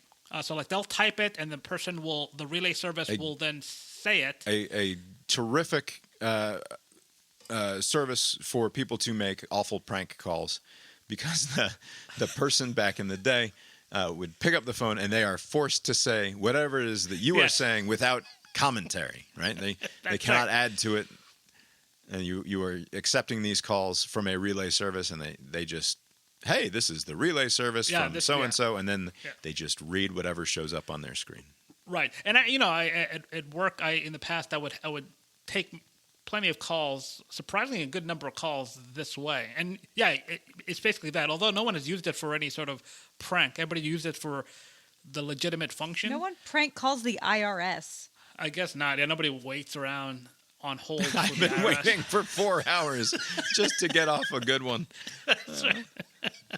Anyways, one of Maybe the they should added start. benefits of this is like encoded in the Americans with Disabilities Act, that there's like a privacy component to this relay service, and so ResMed uses that so that no one else has access to that information. They don't keep transcripts of the conversation. Basically, it's just like for that purpose, and they move on to the next thing. So, like, that was a pretty interesting concept of using it. The third Is it like a get out of the Fourth Amendment free card, basically? Like, Basically, it's like, because like the way the story goes is it opens with a successful exchange. Like this older dude who is very disheveled and scared, like goes to some restaurant. He meets with a CEO of the company, and this is like like ResMed's thing is like the CEO must come and take the documents, and they have to take a picture together, kind of like to ensure, I don't know, just to make sure that there's no, like, I wasn't aware or blah, blah, blah, blah. So, like, he makes them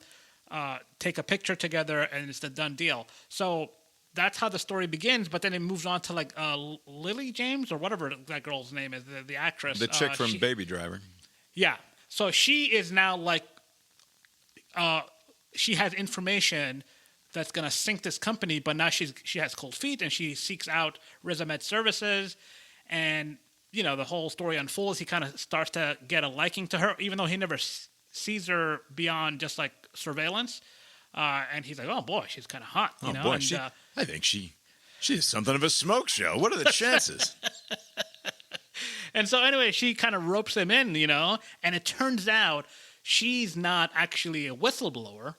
She's one of the thugs for This is just that a big first company. sting to get the fucking guy who's been the intermediary, who's been such a pain in the ass for all of these companies. Right, and in particularly that last company that all right, spoilers here, Abe. Yeah. Come on. And so, anyways, that's how basically the story goes. But like it's a at least for like 80% of the movie, very interesting. Well done. The last 20 minutes or so, it just becomes like a kind of like a shootout. Like he's kind of running around. Like it doesn't make any sense. He's not like supposed to be like Jason Bourne or anything, right? He's just some guy who's a recovering alcoholic, and just it becomes kind of stupid. You might even call him a nobody, perhaps. Yeah, yes, he's a bit of a nobody, but it's a well worth the watch whenever it comes out on streaming in like a day or two. Like I said, this movie just kind of came and went. I don't expect it to be in theater for much longer. The other thing that I went to see, this was at home, and this is very bizarre. Actually, this was on Friday after we recorded a segment to air at a future date.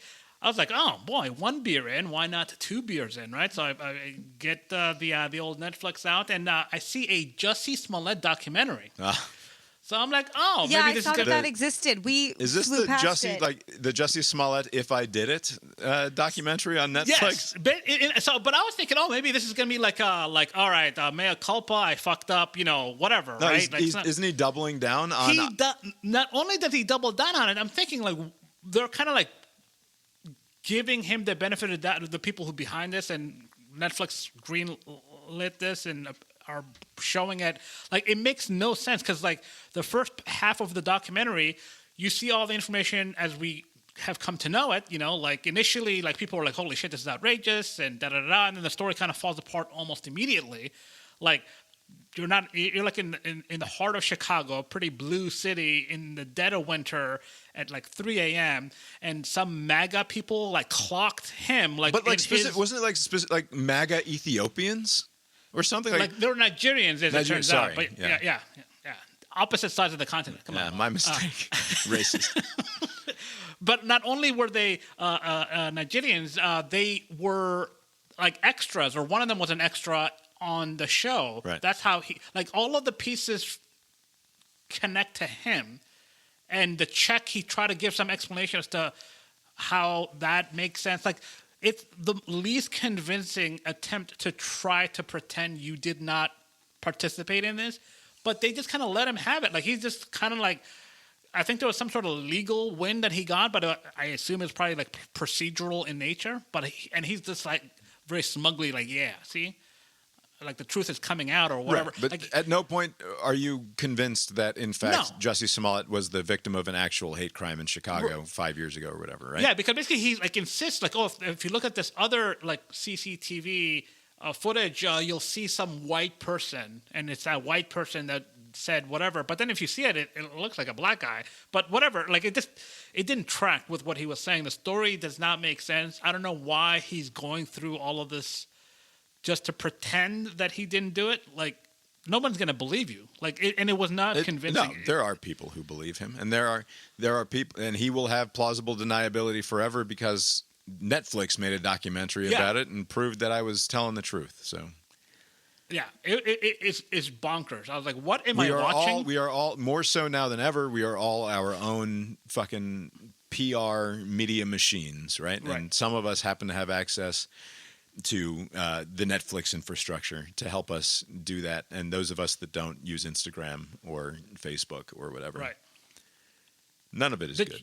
Yeah, if he were in fact innocent, I would be just shocked. It'd be like the most shocking thing ever. Yeah. Like, he is 100% behind this. I wrote an essay about the Jussie Smollett. I used the Jussie Smollett thing as a jumping off point into some other thing. It was, as I recall, it was a good essay. I have no idea what it was about.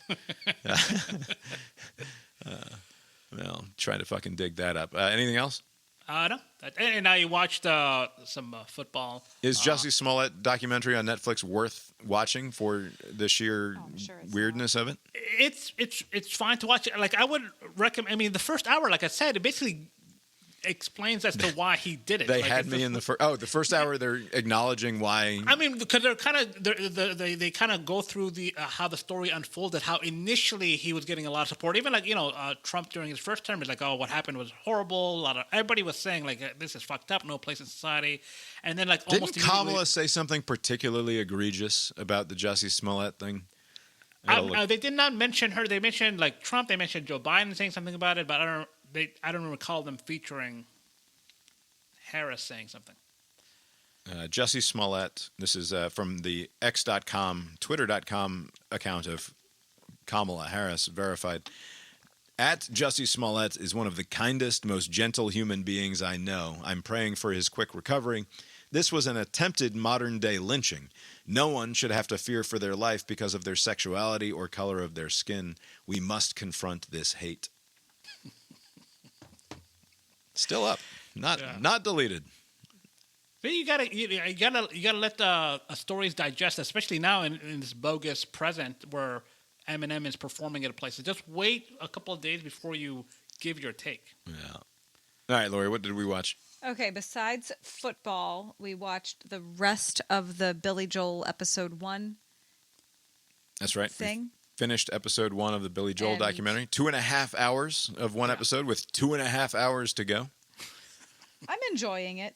Yeah, sure. And he's got some, I don't know. He's got good songs. Like, there are some good bops. There's some decent Billy Joel songs. There are some bops. In the way there's also songs. Oh, yeah, I remember that one. That was a good song. But also, I am like, especially the fucking unbearable schmaltziness. It's that of Billy Joel is what I react to, and like the love songs in particular. Yeah, they're awful. Are just so fucking schmaltzy. I didn't know that they were Billy Joel songs. I'm finding out that songs I hate are Billy Joel songs. I stand by what I said, like, despite the fact that I recognize that he's a talented songwriter and all of that, and no doubt, like, a phenomenally talented musician. I stand by what I said, I think, the last time we discussed this, which is the popular success of Billy Joel is proof that the majority of people have bad taste. Like, in order for this to be considered great and good and popular, it's simply a function of people having bad taste. And that doesn't mean that you can't have good taste and also like Billy Joel for Jerry. circumstances.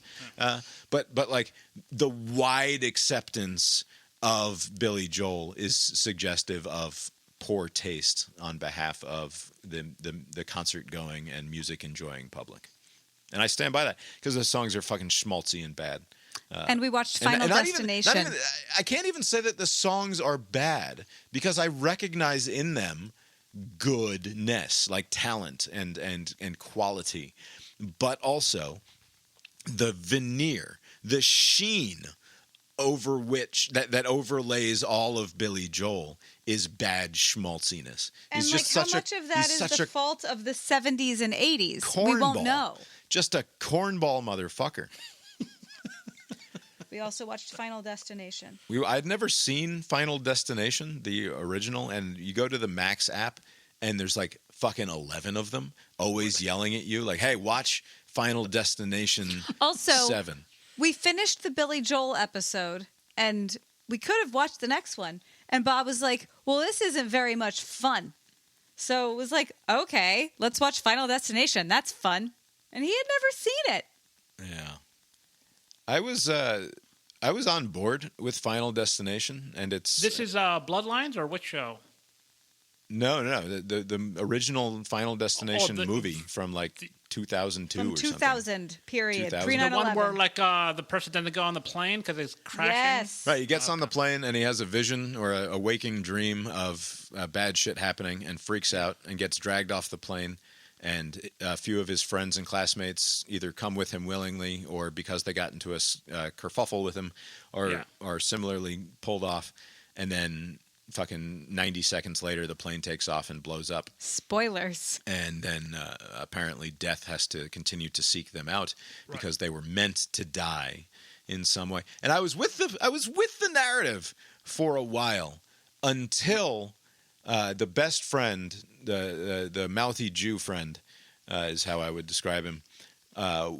He got up to take a whiz or have a quick shave there at nighttime, and he flushes the toilet, and there's like a leak on the toilet tank or the sink or something, and it's leaking onto the ground, and the water that's going across the tile in leak fashion, after it's done the deed of causing him to slip and fall and get his neck is wrapped around by like one of those pull down shower cord things or whatever. It doesn't matter. Very complicated and absurd way to die. The water then retracts itself back across the tile floor, back up into the toilet tank. Right. I was like, what are we doing here? I mean, death is sentient, you know? Like it's Except that it's Yes. such a much more interesting premise if there is even the shade that this is just fate and an accident unfolding, right? Right. If Well, it you is- write that book. If it is I did. Yeah? If it is violative of the laws of physics, and you as a filmmaker go out of your way to show us the ways in which this is violative of the physical laws of the universe, you've lost me completely. From a narrative and storytelling standpoint. Like it's such an obviously much more interesting thing if it's just bad luck and happenstance and fate all working together to conspire to kill these people. I mean, that was the only one, though. I think in the later movies, I mean, the deaths get absolutely insane. But the other ones... You can't. I'm sorry. You just cannot show your cards in that way. In that moment, it's not okay. That's my quibble with Final Destination. If Well, that's what we watched. this is not the and same movie, Yogurt. but if it were a pick your poison, you get the premonition like this plane's going down, you're in it, you can fuck off and leave, but there's this mystery box of death that's gonna follow you until you actually die. And it's Do you gonna be mean like horrific. being alive? You're referring to the state of being alive. No, which no. Which is that at some point, might die. utterly unknown to me, Yeah. between literally this very second, and at best 60 odd years from now, Right, but it's not the same. I mean, I will die. Death is right. constantly stalking me. I could throw a clot right now and be dead before I can even reach to hit the stop button on this recording Remember device. when you almost died exercising? Yeah, I do. Trying to do a push-up, and the push-up thing collapsed on me. I mean, let's be real. You're going to die shoveling snow when you're 70. Yeah. Right, but the likelihood is that you're not going to die in the near future in a horrific way. But in this scenario, pick your poison, you will. But at least you'll be able to get your affairs in order, tell whomever you need to tell. The end is near. Don't be near me. I'm going to go to the sauna. Hopefully nothing happens. No, there were no innocent casualties in this movie. Right. No one. They were supposed to die on the plane, and Yeah. you can only delay it for so long. But then the plane crash is pretty quick. Boom, that's it. That's the end of the story. There's no log coming to hit you or whatever.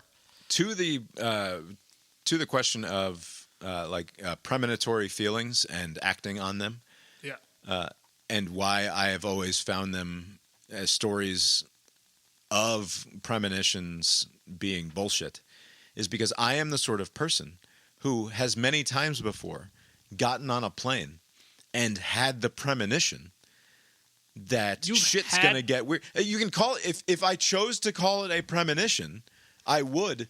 If I had gotten off the plane and the plane had crashed, then I would call it a premonition. Instead, I just call it like a weird invasive thought that is of the same genealogy as me imagining my child getting hit by a bus on their walk home from school.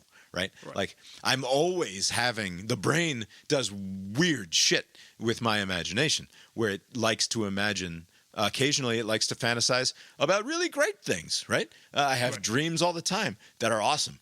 And then I have dreams that are fucking awful. Or I have thoughts about how I got on this plane and the wings are going to rip off and we're all going to fucking die. And maybe that is different in kind than the premonitory thoughts that are apparently at issue here.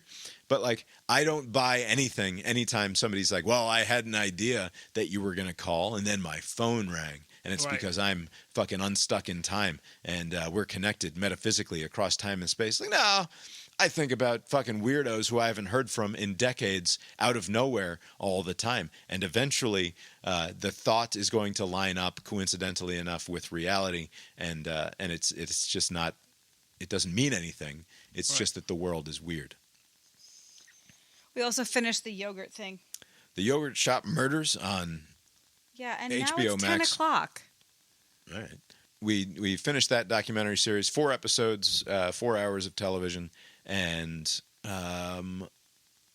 no resolution, really, just a bummer. And I don't say that as a way of warning you off the documentary. I think the documentary has its value, and I think that the value of it is, oddly enough, in the notion that those of us who are stricken by grief because of the actions, the awful, awful actions of others, given time, will find that revenge and retribution are hollow pursuits and will not bring you anything like the closure that you are seeking. And to attempt to find justice at the end of a death penalty sentence or a conviction for life in prison or something along those lines is likely a fool's errand. It is not going to result in satisfaction in any meaningful way. And I say that even though these people never achieved that satisfaction, only to have that satisfaction foiled, because ultimately they're not getting what they want here. Spoilers, Yogurt Shop Murders, you go to the Wikipedia page, there is no answer here. They have not figured out anything of consequence. But I found it, what I took out of this documentary was a reinforcement of the idea that retributive justice in terms of like seeking a death penalty or something along those lines cannot possibly be good for anyone. It doesn't do the potential people who were wrongly convicted any good. It doesn't do the people who are long dead any good, and it doesn't do the families of the victims any good. either. I don't know. It's as far as this one felt significantly less exploitative than your normal murder porn documentary that has been sort of in the culture for the last decade or so, and I appreciated it. I thought it was a good one. Lori, thoughts on it? Yeah. I love anything with a false confession. How many is this a 4 episode? Like, how long is this? 4 episodes, 4 hours, and yet it doesn't overstay its welcome. No, I think it's good. it's fair to say it was fine. Did we watch anything else? No. No. All right, Abe, have you got anything else for us tonight? Nope. Well, I guess that's all we've got for you tonight then, and we will talk to you next time. Later.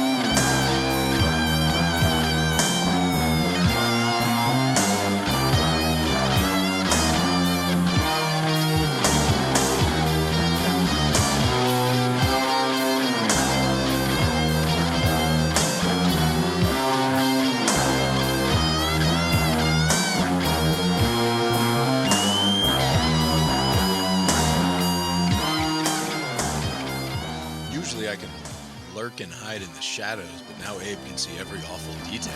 With all the lights on there. The proceeding was created with 100% human content.